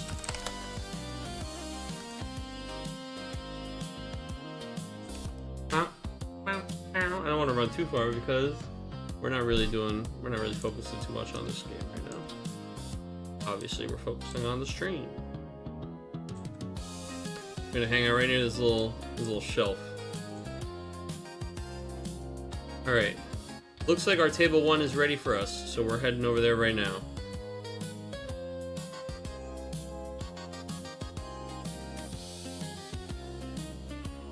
Zooming in. Oh, Yuna turn 1. You'll love to see that. Let's get this game on the screen real quick for you guys. Man, I'll tell you what, since Opus 1, if you've been playing a deck with this unit in it, you've wanted this card on the table turn 1, and it's been working out for people ever since, man. Ever since. Alright, games on the screen, let's get names on the screen. Logan on the left. And we've got old Knuckle Cuck on the right, Mr. Tyler Ray. With this very unique decks that he's been bringing this last month. I really enjoy it. Not just limited to the last month, but I feel like he's been on this tear week to week of these brand new deck ideas. And they've been really cool, man. Golbez just won 2 weeks ago. We've got him on this Bart's Boko deck tonight. I mean, and he is zooming. Look at this. So, Bart's Boko Party, we bring in the Zazat. The cost required to cast him is increased by 1 for each card in the opponent's hand, of course, not when we search him out of the deck and play him based on his printed cost. When he enters the field, the opponent has 3 or more cards in hand, which they did. They reveal the hand. We choose 1 card in their hand other than a backup, and they discard it. And we did discard the Une. So he does a little bit of picking their hand apart when he enters. Other than that, he's just a beater. He's just a big boy. But I like this as the first thing. There are a lot of cute things you could do with that first search, right? You could go get that, the Palom that like changed into himself. You could go get something that's gonna trigger to draw you cards or trigger to deal more damage. But we go for the Zazat, who's just a big chonky dude who can kind of check the bodies. And he removes, we get to take a look at the hand, see what's coming, and remove the biggest threat. If there was a Chaos in hand, you better believe we would have picked him. We go for the Une instead, that works out just fine as well. And we definitely get to see what's cooking in the hand, which is great knowledge, especially in a deck where your opponent is playing upwards of 6 dark cards. If we got to just look at the hand and see, even if we saw 1 arc in there, it's so informative for us because we now know that the number of cards we see in his hand is kind of a lie, right? Like when we're sitting there calculating what he's able to do on his turn, if we did look at his hand and we saw that there was an arc in there, we know that he's not able to cast. For example, right here, he's got 4 cards in hand, but he actually could not cast a 7 CP card if it was not the dark card, right? Because he's unable to discard one of those cards. He has an effective max hand size of 4. Right now his hand is a hand of 3. So it's interesting to look at things like that. So we're going to Kukulane the Lice. So that's interesting because she's when a party you control deals damage to your opponent, draw a card, and she deals your opponent a point of damage. We were going to get an extra card draw and point of damage off of her. This is very interesting. I mean, I almost forgot that this thing was a fucking card. Opus 17 Hero Lease. You cannot play Lease or Ida while in control of either character. If a forward forming a party you control is dealt damage, the damage becomes 0 instead. When a party you control deals damage to your opponent, draw a card, and Lease deals your opponent a point of damage. The effect will only trigger once per turn. That's pretty cool, though. So we play her down. The opponent does hit her with a Kukulane, so that she won't be able to do her thing this turn. We are attacking with Bart's and Boko, and we search the deck for a 1CP Lightning. We get her out. We do have 2 cards or less in our hand, and we have 3 cards in our hand, so we don't have the ability to get her. Oh, never mind, she already has haste. Duh, we don't need to worry about her getting haste from that power, because she has haste from Bart's. EX, we're going to go get the Shantoto, of course. We're triggering Boko here to draw another card to hand. So, if you're Tyler, you loved seeing this Shantoto go to damage number 2. And then Logan, knowing he plays more than 1, probably even upwards, you could play 3 in these really late game, like grind them out, deck them out type decks like Chaos Arc, but he also just is likely on 2. Plays the 2 Shantoto, is able to go find the other one with the Thornton, and is pretty much priced into doing it here. Again, same thing if you know already as Tyler, if you already know that your opponent has a dark card in hand and the Shantoto is awkward for them, that's great knowledge. We are choosing how we want to pitch for it. 3 of those cards in our hand are going to disappear for cost, and 1 of them is going to go away. as a backup. So then we're gonna have 3 cards left in hand and probably pass the turn of 3 backups. The Yuna standing up and 3 cards left in our hand. One of them at least likely being a dark card. Maybe we're contemplating actually just playing out Chaos Arc here. We're thinking about it. We're thinking about not ripping the Shantoto, and I think you just have to rip the Shantoto unless you literally can't because of dark cards in your hand. Right now it's -6, so it's 5 CP to play the Chaos. So if you do have too many dark cards in your hand and that's the path you have to take, like that sucks, but no, when we're actually slowing down here, it might be, if we don't see another card get discarded. No, it is the Tiro. We're going to play the Shantoto. But yeah, if you have the Chaos Arc, you play the Chaos for 5, you arc one of those guys, you get rid of his hand, you're sitting there thinking, like maybe this is enough. Instead, we're going to Shantoto, we're going to keep the Yuna up and threaten the Leviathan potentially. Whether or not Yuna's up doesn't matter. We're threatening Kukulkan as well. However, the problem here is that if he just plays Bard's Boko, oh my god, he's got the... I'm gonna try and save this guy.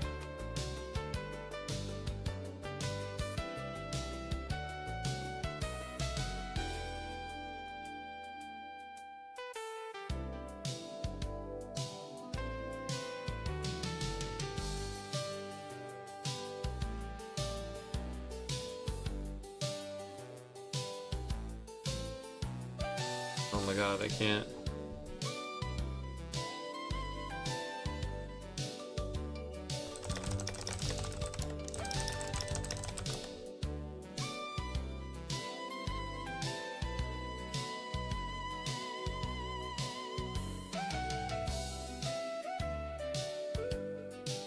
I'm trying to save a little guy, hold on.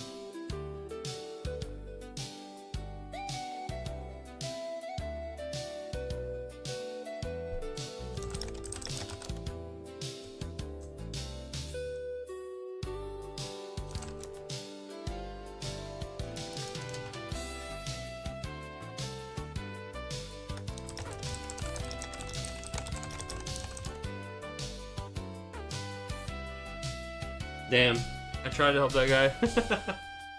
I tried to help that guy. You got clapped.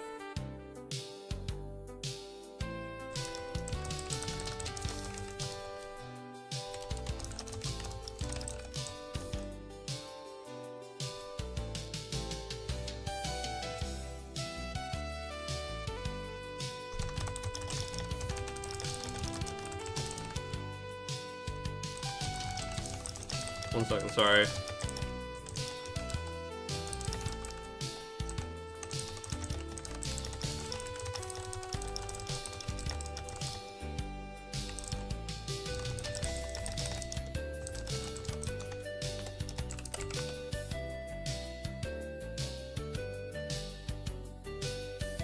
Yeah, sorry.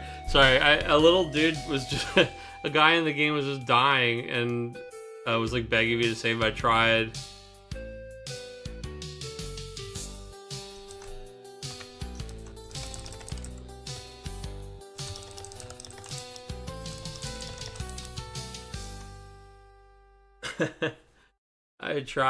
I tried to get the guy.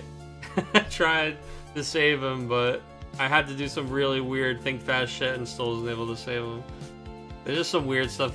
They basically they put a brand new code base on the Final Fantasy XI server I play on, and so like right now they're like, oh, there's gonna be some weirdness this week while we migrate and while we work out the kinks, and so people are basically finding kinks left and right, and a kink basically just killed this guy, and it made it hard for me to save him.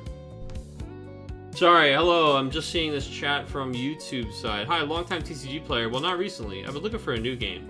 The last game I played was BSS, but Dad died, and a bit of Lorcana, Yu-Gi-Oh! Before those. I don't see many events near me for this game. It's not very popular. Well, so for this game, it is definitely a smaller game, I'll say that. But we've been going strong since 2017.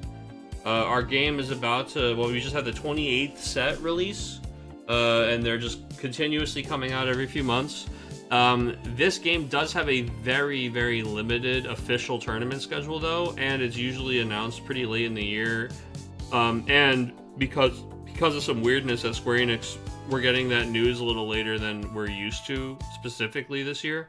However, I said all that to say, this weekend actually is the beginning of the tournament season for Final Fantasy TCG, with the Winter Cup, which is the official off-season event.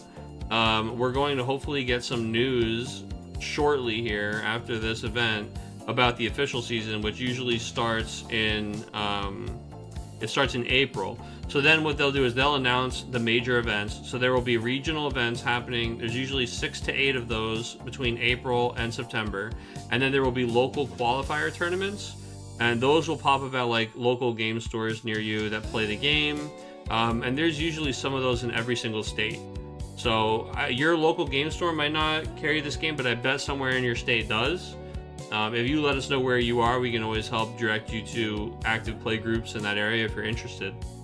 But one of the ways that we keep, we get together and we like to play this game, since there is no official way to play it online, we get together and we play on Octagon every Wednesday. We do this, but people like me, so we also, I play in person all the time. I'm going to this tournament. I'm traveling to Pittsburgh for the tournament this weekend for the Winter Cup. But we also just get a little bit of it in on the side here because we can't get enough, So we do these tournaments on Wednesdays where we get people together and we play through Octagon. But no, Final Fantasy TCG is still going strong. We just had our was it the 6th national championship last year and World Championship, or 7th? COVID years messed that up, so the math's always a little hard to do. But yeah, definitely going strong. See you there, Mr. Emo Tempest, brother. I'm so looking forward to seeing you, King. Traveling to fucking Pittsburgh in the winter is a choice, but sure, I guess. Let's go north in the winter. Let's go north in the winter, just like everybody always does. That famous adage of going to the cold places during the cold times of year. It's not like they've been having major snowstorms up there or anything recently. But I guess to be fair, we've had some fucking snow nonsense happening here too recently that we don't ever normally have, but that just means it's that much worse up in Pittsburgh. But I'll tell you what I am looking forward to, folks. I am looking forward to not having to do a damn thing for this tournament. I'm looking forward to 0 work.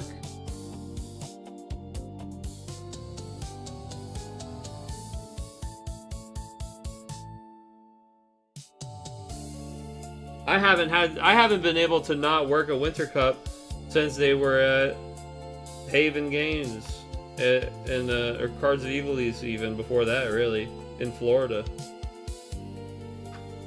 So I'm happy about that.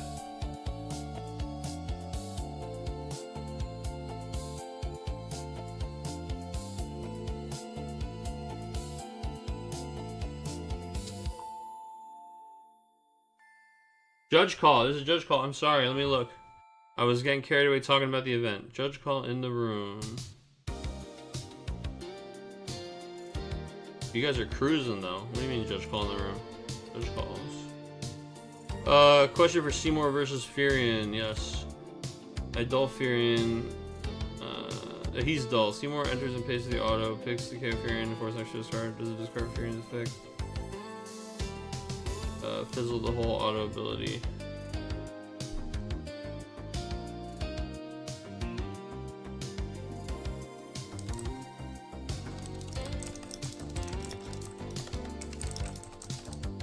Alright, short answer, Kurt, is yes. I'll type the long answer for you, though. But hopefully that helps you keep going.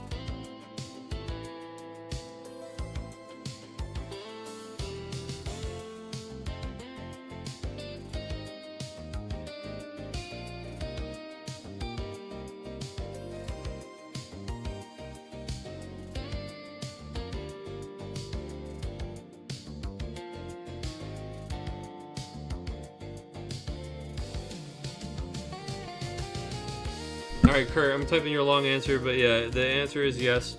The answer for stream, guys, question is, Seymour versus Furion, dull Furion. Seymour enters, pays for his auto. He choose a dull forward and break it, and have your opponent discard a card. So you need a full set of these legal targets to stack the ability, Furion, and then you need at least one legal target remaining at resolution. Now, if Furion is no longer a legal target, no legal targets means goodbye to the whole ability. Even though the other part of the ability is not targeted, you still need at least one legal target remaining at resolution.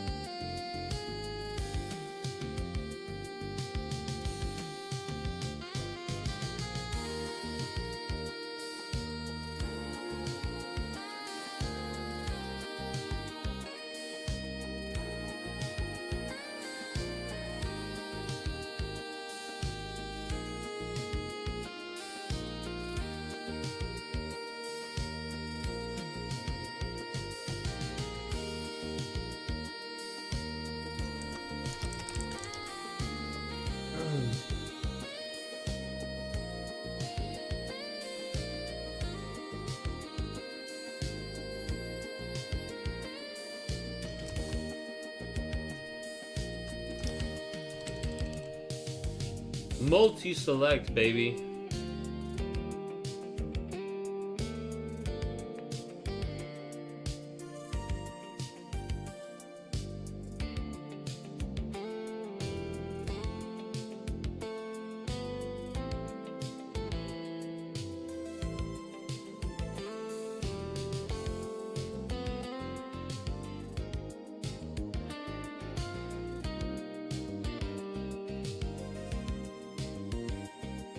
Excellent rules processing article. I feel a little rude being like, read this article and linking that in the judge chat, but if anybody's interested, I recommend, if you are curious about multi-select and multi-select rulings, there's an awesome article by the folks over at the Crystarium, the rules processing article. I'm going to plug it. I'm going to put this link in here. Also, you're in Washington State? They have a great scene up in Washington State. They have... Where is the main tournament up there, folks? What is it, Zulu's? Is that Zulu's Board Game Cafe? Yeah, that's the one. Zulu's up in Washington somewhere. They have tournaments for Final Fantasy. They run FFTCG stuff. There's some other... I think there's literally there's a Facebook group for the Pacific Northwest Final Fantasy TCG community. Also, you can go on Facebook. Final Fantasy TCG North America group on Facebook is in general just your best resource for this game. I know it's weird a little bit that it's on Facebook, but that is the #1 best community hub and resource for the game. So I recommend you go there. And people from Washington will come out of the woodwork, dude, and they will... You're familiar with Zulus? Yeah, dude, they have... they've had some big events there for Final Fantasy TCG, so... And there's a really great group of guys that play there pretty regularly. They have weekly locals for sure. I don't know exactly what it is. I bet I could look up their thing and find out. I'm looking it up right now, dude. It looks like 7 p.m. on Wednesday night. It actually looks like right now. It looks like as we speak. Oh, I guess 7 p.m. is 10 o'clock. So I forget that you're in a different time zone. So like literally their locals starts in an hour. Jump in the car and get over to Zulu's, and you can check out Final Fantasy TCG starting at 7 p.m. It looks like every Wednesday. So, that's cool. Looks like they have a 4-round cap. They start at 7 o'clock. It's $5 entry, and they give out foil and non-foil promos. It's pretty sick. Check it out. Alright, anyway, This game is over, dog. As we were plugging stores and talking about stuff, Thornton's rough. He says, yeah. The thing we were talking about, man, is that the Shantoto goes into damage and you're like probably licking your lips. You're like, yes! And then the Thornton damage 4 to go get the second Shantoto, man. That's tough. That's tough bananas. I'd go. Dude, right? I like what if we just got that guy to go to locals tonight? What if he literally rolls up to Zulu's and is like, hey, so like 30 minutes ago I was watching the stream and told me to come here. Birdie, and take good care of my man. Alright, let's switch tables to table 2 if they're still cooking. Let's see what's going on over there. Is there a table 2 result? Yeah, Richie got it. So it's going to be Richie versus Logan here for tiebreaker. So we got Logan Palmer. His name was Logan Palmer.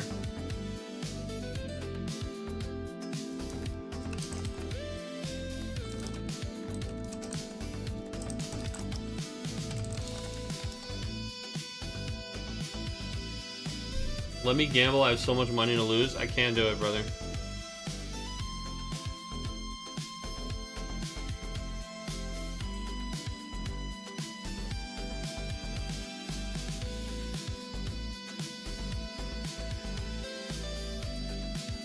I have so much money to lose. Alright, we're switching tables.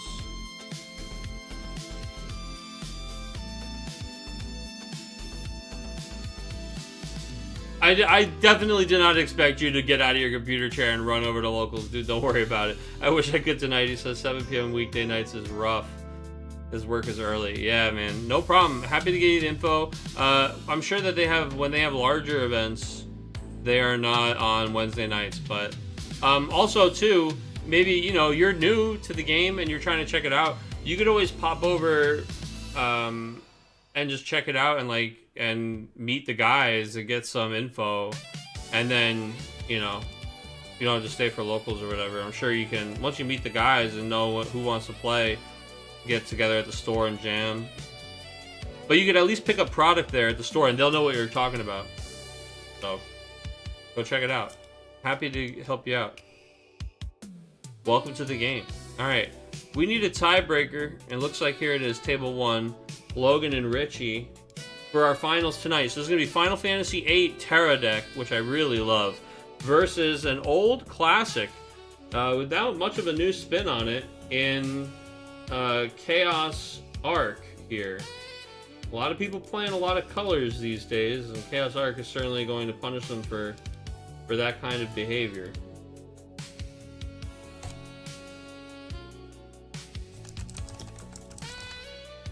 So we got Logan versus Richie for the finals here this week. Get those names fixed. There we go.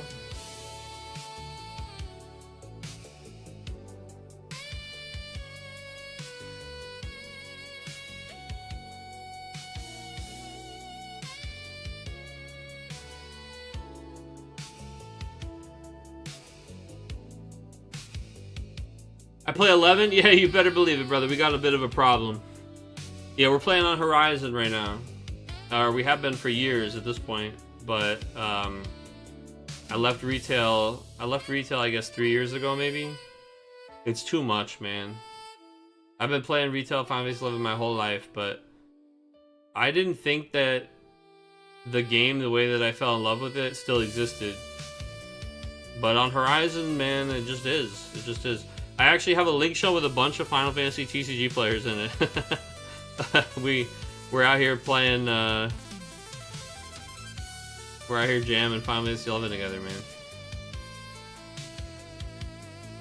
I can't get enough of Final Fantasy 11. I don't know if I'll ever stop playing. I damn near have my mods cap on this server, man. It's a COP era server that they're hopefully launching TOAU shortly here.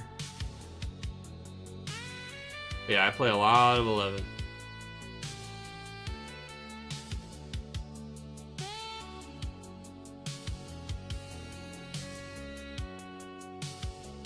I'm telling you, man, the old days, I was never a private server guy.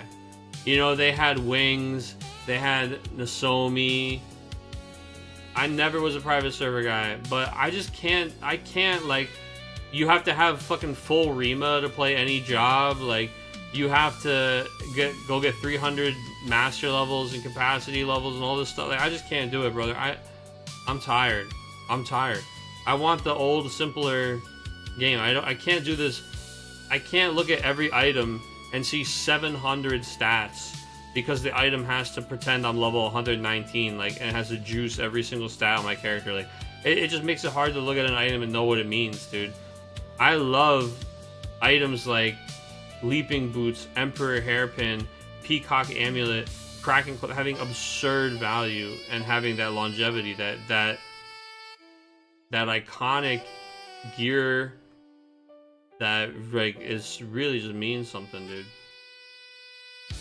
Here in Asod, Byaku's Hideout, like, these things, they mean something still here, and it's awesome. I don't know, I love it. I love it. I'm a sucker for it. So yeah, we're out here literally farming on a private server to fund my my addiction. Anyway, we're also hosting a Final Fantasy TCG stream. But look, man, Steel's got a 5-minute cooldown, and spider webs aren't gonna farm themselves. So I gotta be pressing the button Steel every 5 minutes, even when we're streaming. You know how it goes. All right. So anyway, we've got the Une and the Siren. You could say that we're assembled here. We are going to be throwing everything at this Une and Siren, though. I'll tell you what, we are sure going to be flipping the top card of that deck over and over, as we've got a lot of removal and a lot of targeted abilities in Final Fantasy VIII. So here we're going to, Cypher is going to attempt to kill Une, and we're actually just going right for the Amaterasu on the Siren, so this is extremely effective. We are going to cancel the Cypher with the Leviathan, then we could probably even block it with the Une here and kill Cypher in response. So I actually really like this trade. Richie, knowing that he's going to trigger the Siren, tries to kill both with this play. Would have been a really, really good play. Actually, let me get their hand size up on the screen. Would have been a really great play. I mean, still, I think was a good play, but it would have been an incredible 2-for-1 if he had pulled it up. But the Leviathan cancel on the Cypher break, and then the fact that we're able to, since it doesn't get broken, we're able to block with the Une, and the Cypher dies, and we just trade both. We both trade a summon, and we both trade the forwards. I do think Siren being down on the field had a little bit more of a value than the Cypher, but the thing is, the Une had an insanely high value compared to the Cypher and the Siren. So the fact that the Une got to stay on the field through all of that, I think that we came out on top on Logan's side on that trade. Now, the thing is, Richie did get rid of the Siren, so if Logan is not able to do, like Logan may lose this Une this next turn here if he wasn't able to hold some kind of protection. And now we do have another, we got right into the Renoa and grabbed the Cypher back, so that is one thing too about the Final Fantasy VIII deck. We do have a lot of access to recursive threats, and we did not have anything like a Mist Dragon there, so it looks like we're just going to let it happen. And now here comes the attack phase. Cypher attacks with the haste from that Raijin. He's going to be able to snap off the Une, and I think right there, that turn, this has swung things in Richie's favor in a huge way. Short of the Chaos arc happening right now, I think things are looking really, really good for Richie. Now, there are 4 colors on the other side of the table, so an 8 CP reduction. Tap those 3 backups, play Chaos, arc the Renoa, and get the Cypher or the Squall is pretty big here. But judging by what we're doing right now, it doesn't look like we have that. We actually might be Luna Freying for Chaos if the last 2 cards in our hand. No, so there is a Chaos. If we have 1 arc and another card in our hand, we can get the Chaos here. I kind of like this. It's fun. Now Thornton would have been better, right? Because we get the Thornton to our hand and we would get the Chaos, but we get Chaos and he's 3 CP, so we tap the Shantoto pitch, play Chaos, and hopefully the last card in our hand is an arc, and we arc the Renoa. Let's see it. If not, I mean, this is still the best thing we could have done off of Lunafreya, I think, and it would have been ideal to have a little more, but no, yeah, we're going to get the Renoa and then pass. Now, see, it wasn't good enough. I think we have to hold off. I think we just take 3 to the face, right? You're a deck that's playing Thornton. You're a deck that's playing a high EX burst count, Ku Sith, Kukulane, Thornton. I think you just take 3 to the noggin. I don't know if we run out the Chaos and the Lunafreya here. Like, maybe even you just play 3CP Leo and you force him to, like... He'll have to dull freeze the Leo or something instead of your backups. Because the thing is, we're about to lose this Chaos straight up, like, for nothing. Right? My man can play any Lightning or Wind card from his limit break and tap the Terra to shoot the Renoa, and then he can attack with... Or, sorry, to shoot the Chaos or the Renoa, either way, then attack with Cypher and kill the other of the two of them. So yeah, we're gonna kill the Chaos first, of course. If we only kill one thing this turn, we want it to be Chaos, so we'll target him first. That does clear, so the Chaos dies. So now Squall able to attack and cleanly dull freeze the backup Renoa. Cannot block the Squall. I mean, well, she can, but she can't favorably block him. We might just block to not take that damage, to extend our health here, give back the Renoa. I don't know. We're going to attack with Cypher. We're surely going to kill Renoa here. There she goes. She's dead. We're going to block the Lunafreya here. And now it goes back to Logan. Now Logan already has Shantoto backup down. And so it's going to be Heck 5 or bust kind of here. Mist Dragon, the break zone to draw a card is never it, man. That's good game. That's GG. I mean, I don't know how else to say. There's no way that's not good game, right?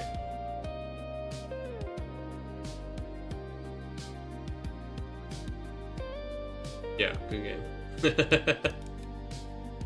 I mean, maybe not, bro. It's 7K. This is a 5. This is a 5. So at the very least, you can, you know, make things. He might survive here, but it's not looking good. We're attacking with Squall. We take the damage because we're not gonna chump the. Wow, that's the best possible thing we could have flipped. Thornton on damage 4 is working out for us tonight, man. Now we need Heck 5. There it is. There it is. That's what we need. That's what we need. The board wipe. The board wipe. We're going to attempt to kill the Siren. Reveal the top card of the deck. It is. Drum roll, please. Wait, he says never mind. He says you can. But what does he mean? He says I have to choose it. He has to choose it. Never mind. He just said no. He decided not to. Takes that point of damage. Takes that. Yeah, so he chose not to reveal the top card because obviously the thing wouldn't die because Cypher doesn't have 10 cards in the discard pile.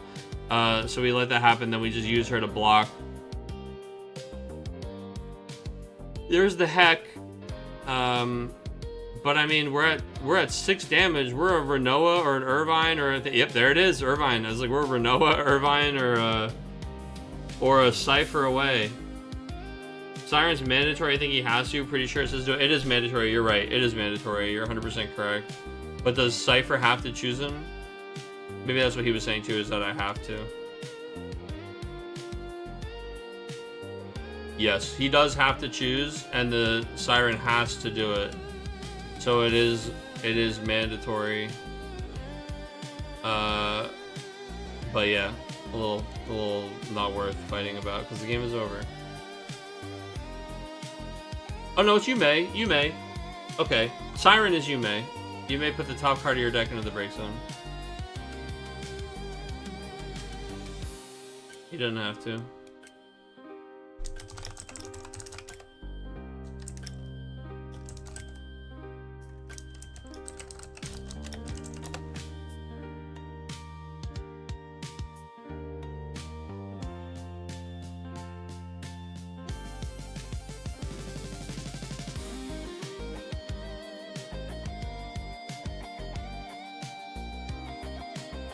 All right, well, that is it then. Just sorry, I was reading these guys talking to each other. He's saying, Richie saying it's a hard matchup for him. He got very lucky. So congratulations to Richie for taking it this week on Final Fantasy VIII with the Terra Splash. I really love this Terra card, and I like that Richie's trying it out in these different builds. I think this Final Fantasy VIII build is really cool and really neat. A lot of fun to play if you've been playing with any of these Final Fantasy VIII cards. I enjoy them a lot. So congratulations to Richie for taking it this week. Thanks for joining us from halfway around the world. And we will see everybody. If I don't see you this weekend, please, if you are at the event this weekend, come say hi, say hello. Let's get a drink. I'm going to be having a great time hanging out, doing the thing. But otherwise, I will see you folks on the other side next Wednesday, back for more Final Fantasy TCG action here on the channel. Thank you so much for tuning in tonight. It was great to talk to and meet you, sir, in chat, Mr. Alk, ALCRX out of the Alkerks. I'll call you Al. You can call me Al. All right, Al, thank you so much for stopping by tonight. I hope you get to check out Zulus and start your Final Fantasy TCG journey. But at the very least, you can check out the channel for the other weekly events, and you can join us here every single Wednesday at 7 o'clock Eastern. And we are always chilling, doing the show, and doing 3 to 4 rounds of FFTCG on Wednesday. So come hang out, stop by. We'd love to have you. All right, everybody, take care. We'll see you next week. Bye-bye. Bye-bye. Sayonara. Goodbye.